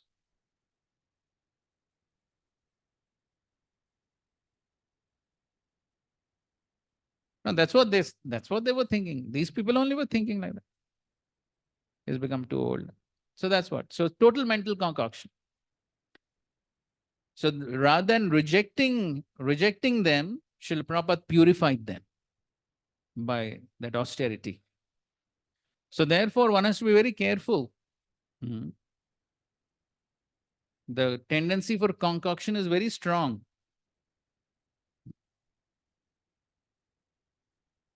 Later on also, so many concoctions were happening. In one temple, on Christmas Day, they were dressing Krishna as Santa Claus. You saw that?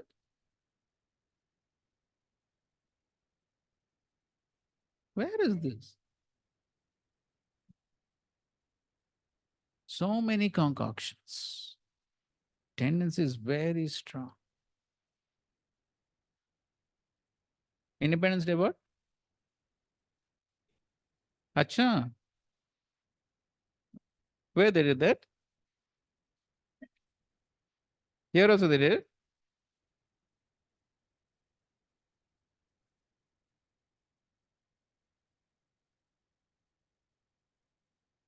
Okay, whatever.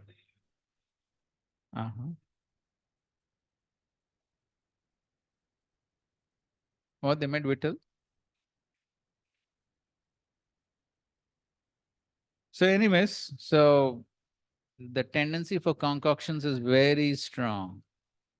Very strong.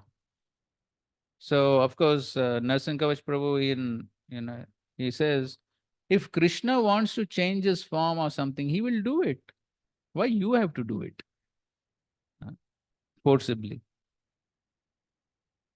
So therefore, in any field, whether it is the deities, whether it is philosophy, whether it is kirtans, so many places, so many concoctions could take place. Now, Jayadvaita Maharaj has released his book, on kirtan standards.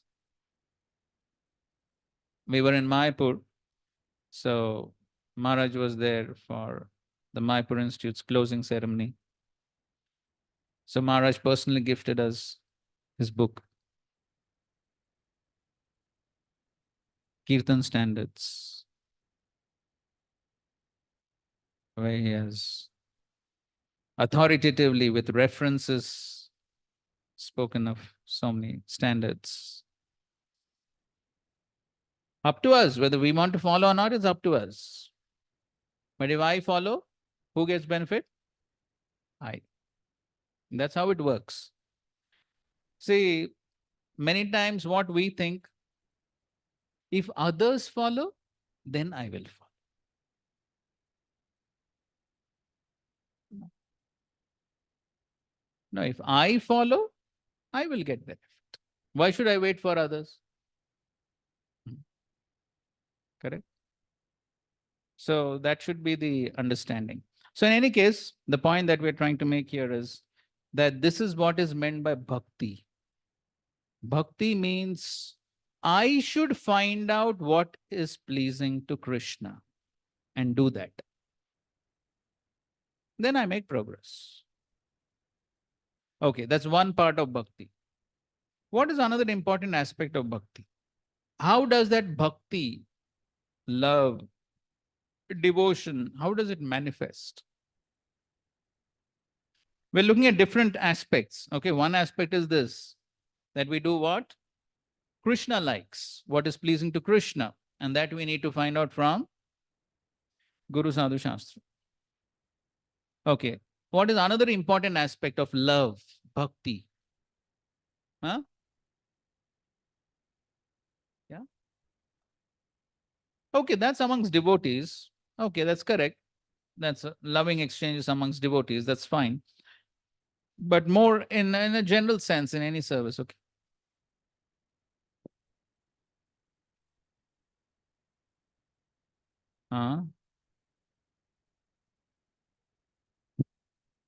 It's a characteristic of pure love that one tries to sacrifice for the pleasure of the object of our love.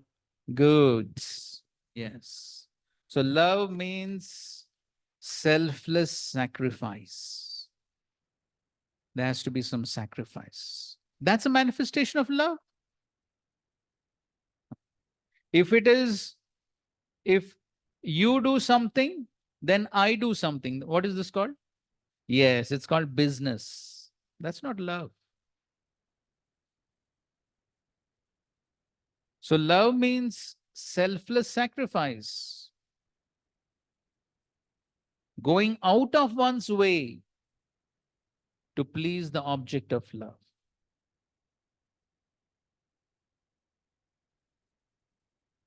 In the Chaitanya Charitamrita, we read the well-known pastime of Raghav Pandit. Chaitanya Mahaprabhu himself is glorifying Raghav Pandit as if he has 5 mouths. Why? What was so special?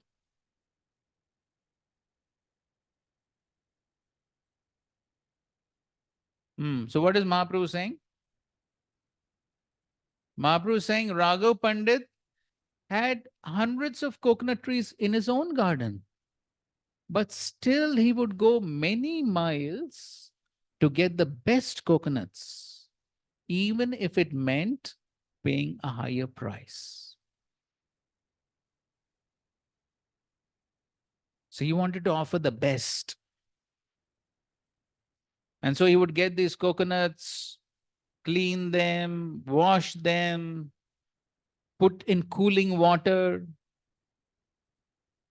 especially summertime like this.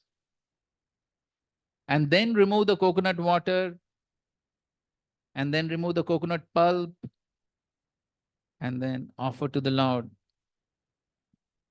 So the Lord would be so pleased with this offering that the deity would actually drink the water and eat the coconut pulp, leaving no Mahaprasad.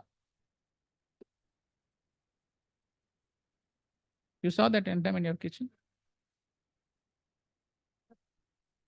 If the Lord would do that, you would land in big trouble.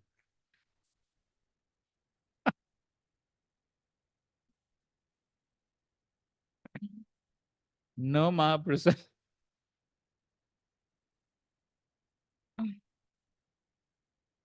So, and then we know one day he sent his servant to get the coconuts. And the servant got the coconuts. And then as he was entering the door, for some reason he stood there. One hand he touched to the wall or the roof.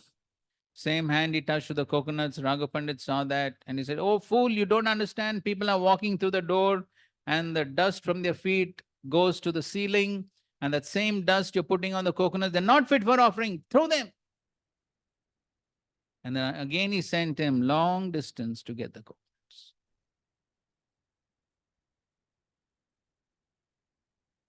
And there in that purport, Srila Prabhupada writes, Raghav Pandit was not suffering from cleansing phobia. You know what is cleansing phobia? What is cleansing phobia? What?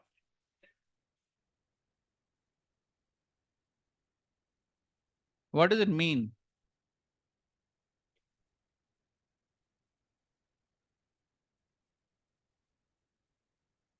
But what's the reason?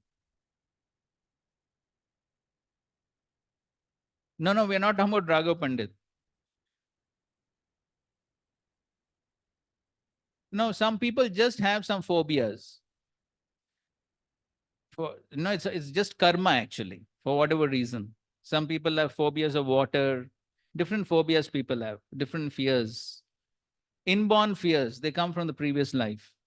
So some people are like that. So anything unclean, of course, there could be dust allergy, that could be another cause. But whatever be the cause, so they're just afraid of uncleanliness. So if one is simply clean, if that external cleanliness is a symptom of devotion, then so many hospitals and companies, they're also so clean. But what was Raghav Pandit's cleanliness for? For? Yes, pleasing the Lord. That was the purpose of his cleanliness. He wanted to offer the best, nothing short of the best.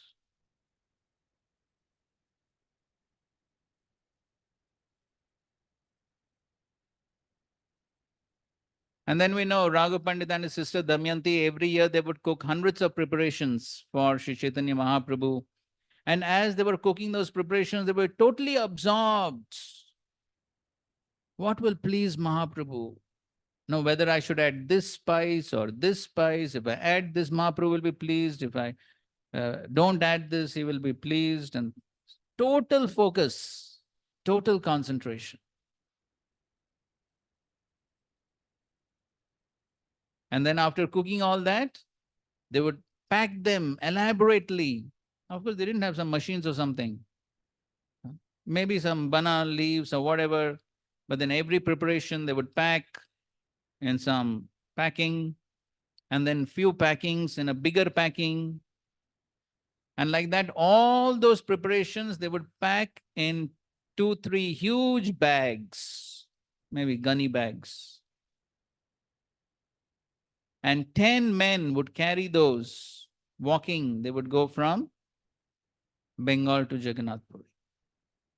They were called? Yes, Raghavera Jali. They were famous. And when Sri Chaitanya Mahaprabhu would get those bags, he would tell his servant Govinda, keep all of them in a separate room. If you get one of your favorite preparation sweets, some little dry sweet, what you do? You keep in the locker, right? Keep in the locker so that every little. So this tendency is coming from the Lord only. Everything comes from the Lord. So Mahaprabhu also did that. So he kept all of that in separate room. 1 full year he would eat. Till it comes the next year. But why he loved those preparations so much? Yes, because they were prepared with so much of love. And that love manifested in the attention to all the details of that preparation. That is the meaning of love. So anybody can say, I have love, anybody can say. But the manifestation of that is in what? The practical service one is rendering. How one is rendering the service, whatever service one is allotted, doesn't matter which service, small or big. Of course, from Krishna's viewpoint, there's no small or big. It could be as simple as cleaning this room, or it could be managing a huge temple. From Krishna's viewpoint is same. But then the love, the manifestation of that love is in how I do that service. With the consciousness, with the quality to please Guru and Krishna. And so this is for each one of us to check. How much am I investing my consciousness to offer the best service? Whatever service. So any service, one could do it superficially. We all have experience. If somebody is told to clean this room, one can do it very superficially. 2 minutes mein ho gaya. Cleaning ho gaya. Or one could invest one's consciousness and do it properly. So it all depends on us. But then that is what Krishna wants. Krishna wants that love and devotion. Krishna wants that bhakti. Because when that bhakti is there, Krishna is pleased, then I make progress. That is what Krishna wants. Otherwise, service, he doesn't want the service. He wants that love and devotion by which I get purified and I make progress. That is the whole essence of devotional service. Therefore, it is not the question of big service, small service, which service. Krishna does not require any service. But what, as Prabhupada writes, he does not want any kind of offering from a non-devotee. He is not in need of anything from anyone because he is self-sufficient, and yet he accepts the offering of his devotee in an exchange of love and affection. Exchange of love and affection. That is what is most important. And that is what we need to try and improve in order to make progress. So as days go by, years go by, many devotees get sort of streamlined to one service, and usually days go by. But then what one needs to constantly improve is what? Yes, the quality of the service.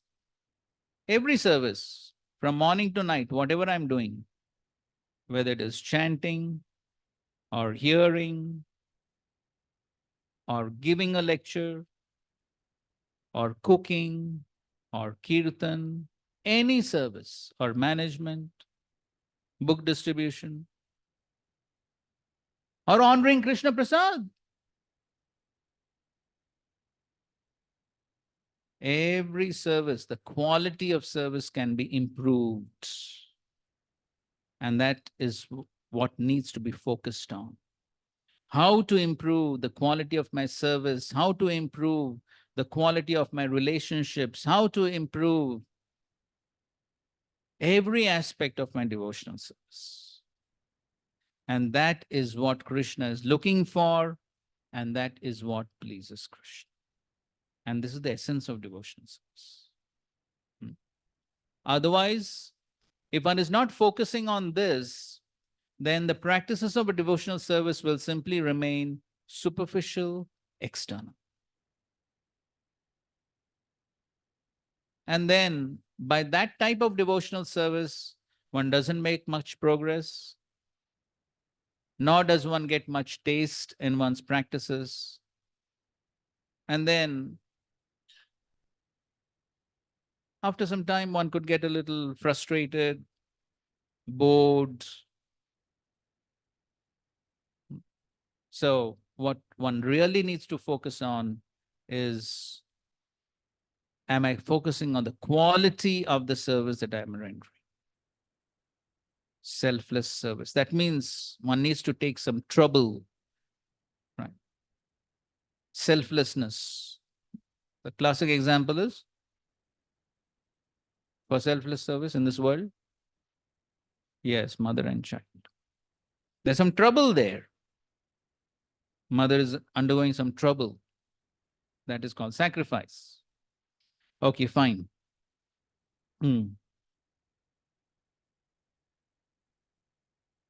Okay, in the next paragraph, Prabhupada is quoting from the 3rd chapter, 13th verse. What is the verse? 3rd chapter, 13th verse. Yajna shishna shina santo muchante sarva kilvishe bunjate te tvagam papa ye pajanta atmakaran. So that is what Prabhupada is quoting there. In other words, their every mouthful is simply deepening their involvement in the complexities of material nature. Okay. So therefore, as devotees also, we need to be careful that we are accepting only Krishna Prasad.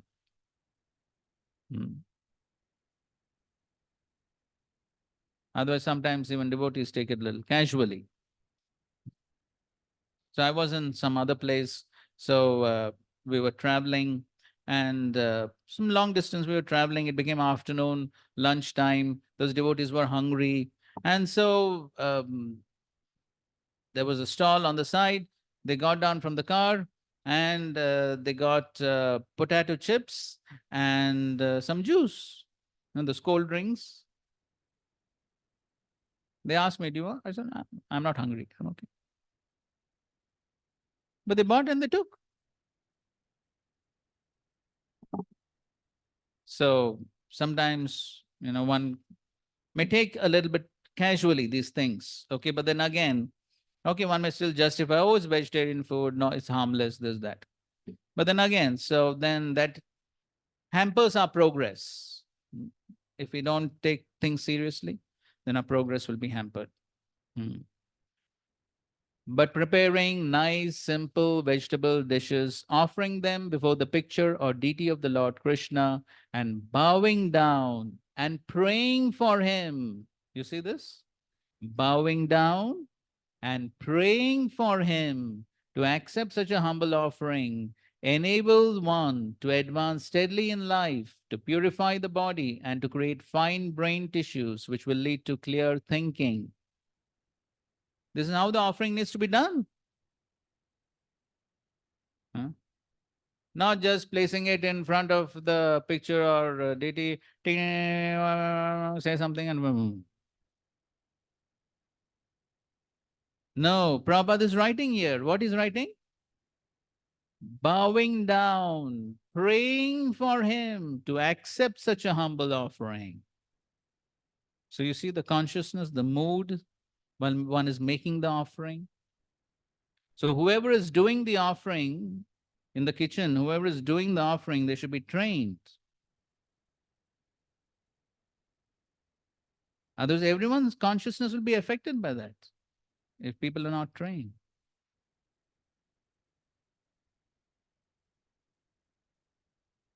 Above all, the offering should be made with an attitude of love.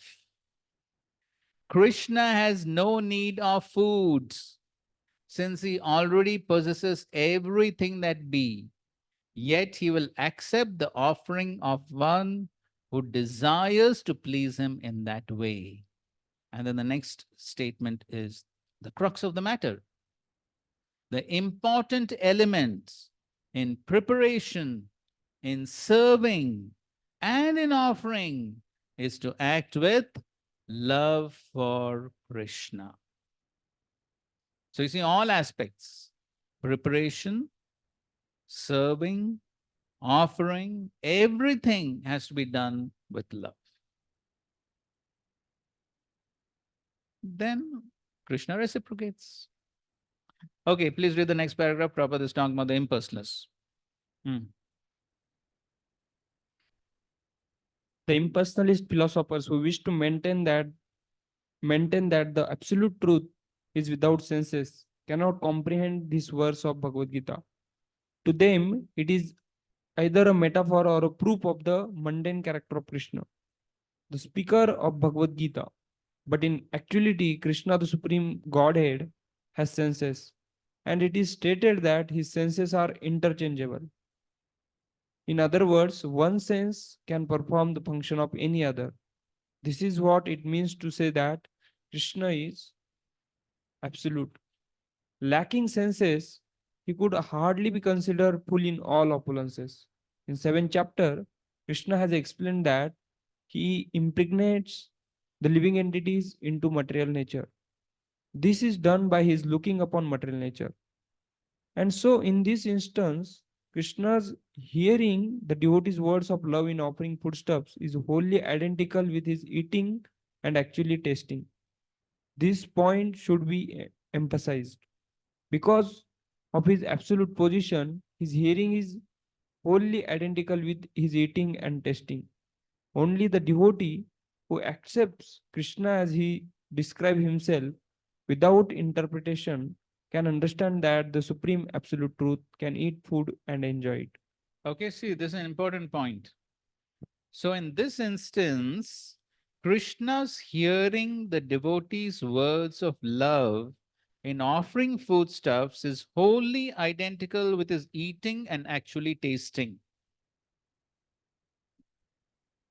So that is why Prabhupada has written, what is important in the offering is what?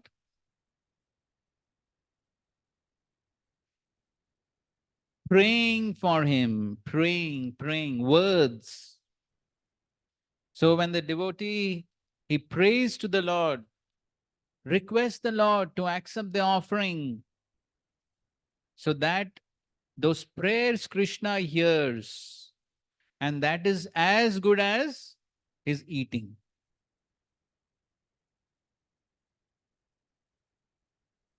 So we all know the story of Raghunandan Thakur. Somebody would like to briefly say?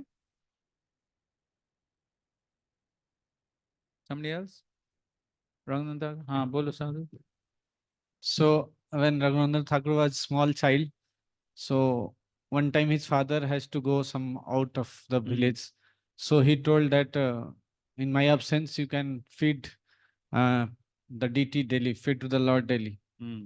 So when father went, so he was offering and he was requesting to the deity, please come and eat. So, but plate was as it is. So by seeing his love and his devotion, Krishna came out of the deity and he ate the full plate of prasadam, bhoga. So then when the time came for the prasadam, so he told that Krishna has ate all the things. So they thought that might be he only because he's child and he likes sweet and prasadam, so he might have eaten. So when his father came, they reported him. So father told, okay, you today I have come, but you can just just go for offering for some laddu. Laddu to the Lord, and he from the behind from the window he was seeing. Correct. So because he has not 100% faith, so that's why Krishna was not come from the deity, but somehow because this child was Raghunath Thakur was crying, started crying, so again deity came and ate. So he saw that. So here So Raghunandan had full faith that Krishna eats.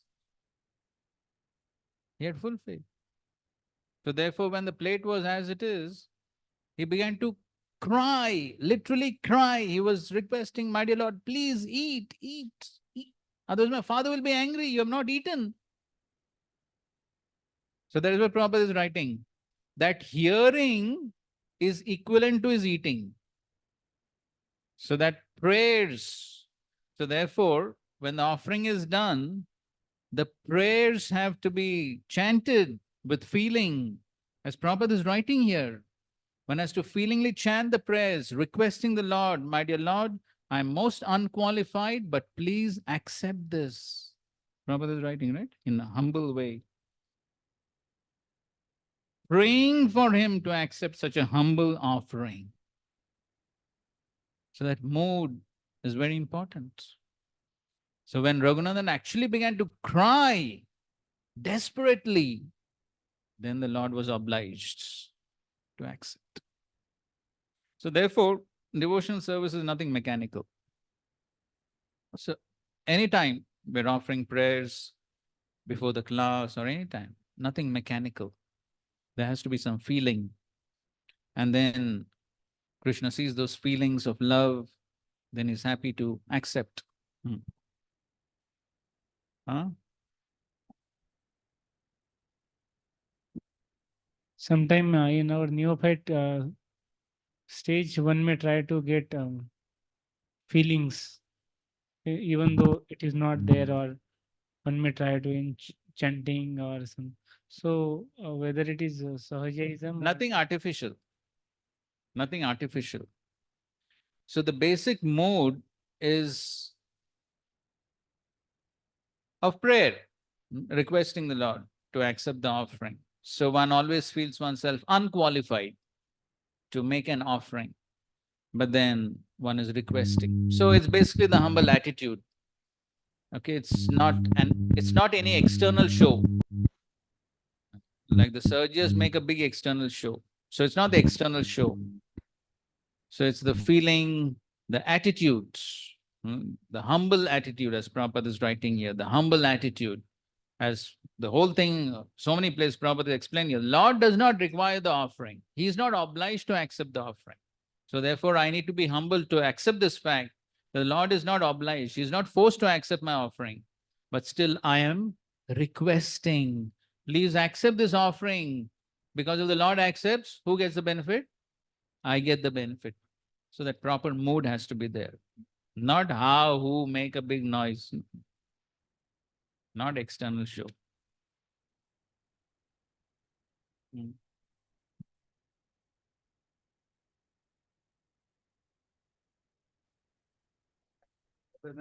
In our Vedic hymns, which is given there. Krishna understands all languages, don't worry. Whichever language, Krishna understands the language of the heart.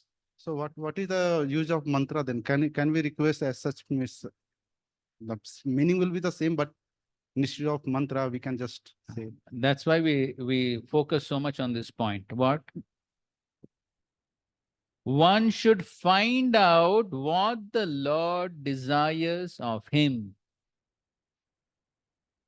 So how to make that offering, what is the process, I need to find out. I can't speculate. I can't speculate. Okay, the Lord will accept my feeling, bhavagnai janadana. So why any mantras, no process? I do everything spontaneously because my heart is full of devotion. No, not like that. One has to find out what is the process which the Lord expects. So there is a process that has been given by the Shastras, that has been given by the sadhus, by the Guru. One has to follow that process. Following that process is an act of devotion. Following the rules and regulations which the acharyas have given is an act of devotion. That's a manifestation of our love because we are trying to follow what the acharyas have given. And what the acharyas have given is based on what Krishna wants. What Krishna wants is expressed through the acharyas. So one cannot concoct. Oh, no mantras required. You can, whatever is. Okay, na? Okay, so we'll conclude. Okay, read this. For the worshippers of devatas, there is extreme trouble, but this is not so for my devotees. In this verse, the word bhaktya in the instrumental case literally means by the devotional process.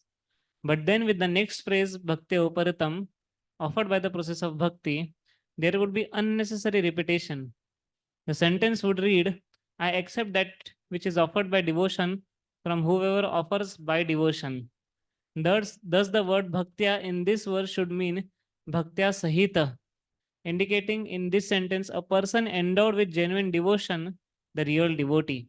Thus the meaning should be, I accept that which is offered with bhakti from the real devotee, even if he just gives, if he gives just a leaf, flower, fruit, or water. Okay, continue.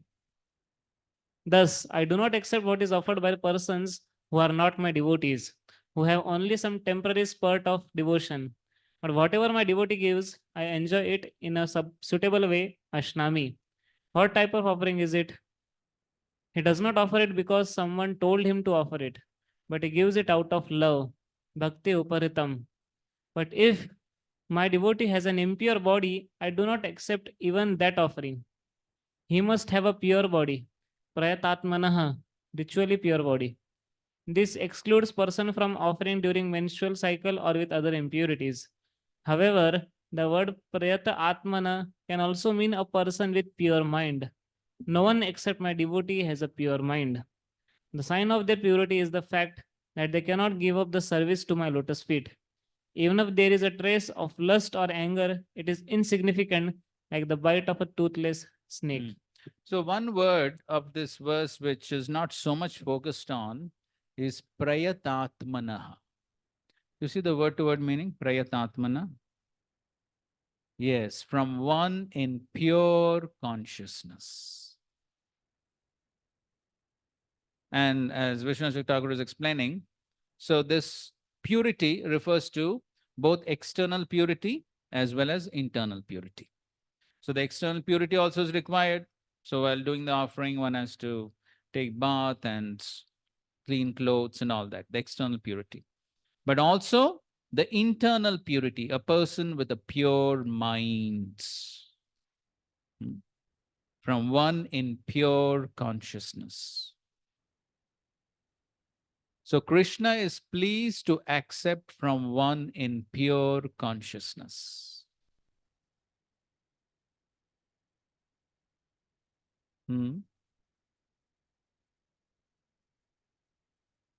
Yes. So the sign of purity is that one continues one's devotional service because he is fixed up. Why he's fixed up? Because there is purity. So because there is purity, because there is love. Purity means what? Love. Right? When there is purified, when one is purified, the love increases. And when there is love, then one does not want to give up the service at any cost. So therefore, before rendering any service, to the degree one is pure, to that degree Krishna will be happy to accept the service. So therefore, sometimes it's said in deity worship also that before one is rendering service to the deities, whether it is arti, offering, or dressing the deities, some chanting needs to be done, chanting the holy names, so that one is in pure consciousness. So ideally, the best thing is if one can chant 16 rounds before rendering deity services, that is best. Because then Krishna is pleased to accept the offering because it's done in pure consciousness. And that applies to any service. That applies to any service. So therefore, the chanting should not be compromised. So sometimes one may do some management meeting in place of chanting. But then the important question is, will Krishna be pleased with that service? Unless it's emergency, that's different. So otherwise, who was telling this? I think, yes, Vaisheshika Prabhu was telling this in one class. So he was telling that how once, so his Holiness Jayadvaita Maharaj also was there, and he was planned to have some meeting during Bhagavatam class time. And so he went and asked his Holiness Jayadvaita Maharaj, so is it okay to have this meeting during Bhagavatam class? And Jayadvaita Maharaj said this, I'm paraphrasing, I don't remember exactly what he said, but he said something to the effect that this is the last thing somebody can do.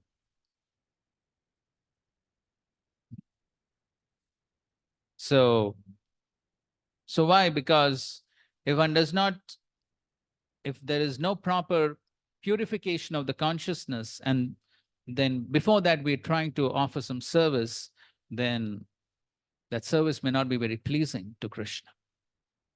So at least the basic minimum purification program needs to be done.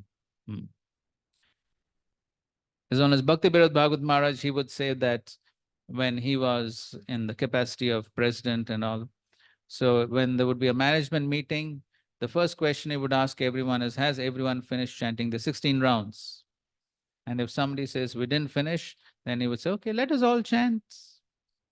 We'll finish the chanting and then we'll. So why? Because this is the important point. Prayatatmanaha, from one in pure consciousness. And then when the consciousness is pure, then the quality of the service changes. Correct? Then there's a quality to that service when there is purity. And then Krishna will be pleased to accept that offering. So all this is a science, and one needs to take these things into consideration. And so if one doesn't take all these points into consideration, then yes, some service will go on. Some service will go on. But then whether Krishna is pleased to accept the offering or not, that's another question. But then how Krishna will be pleased, he has mentioned it very clearly. There's no doubts about that. When will Krishna be pleased to accept the offering? Okay, read.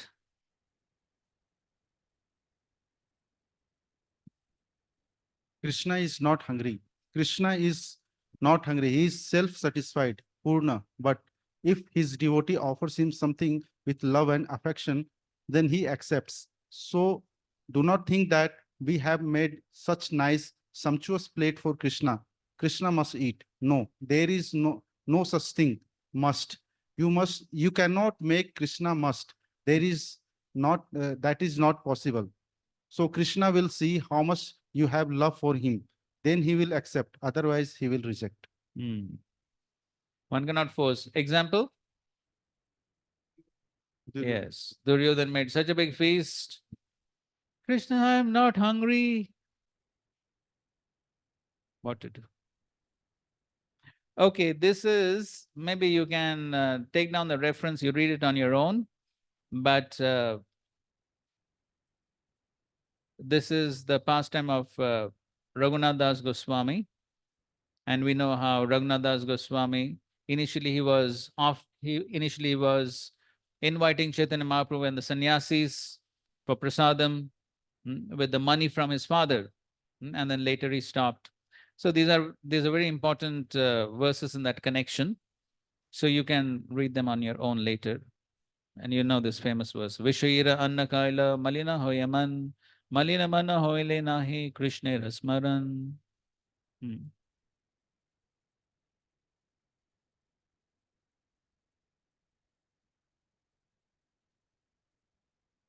And then here, very interesting, he talks about 3 types of invitations, Bhaktivinoda Thakur, 3 types of invitations according to the 3 modes. You can read. Okay, one last one. So whom shall I believe, a loafer like you or Krishna? So one of the member of the Arya Samajis, they do not favor the temple worship. So he asked me, Swamiji, do you think God eats? I said, yes. Then how do you think? Because God says, I eat. Here is Krishna says, Asname. So God says, I eat. Who are you that he does not eat? I replied him like that. Who are you? You say that God does not eat, but here God says, I eat. So whom shall I believe? A loafer like you or Krishna? Prabhupada can say that. Discuss how the deity. Okay. ठीक है, okay, so that's our discussions on that verse. So I think so we'll stop for today. And we will continue our discussions tomorrow. What time? Announce karo. 11:32.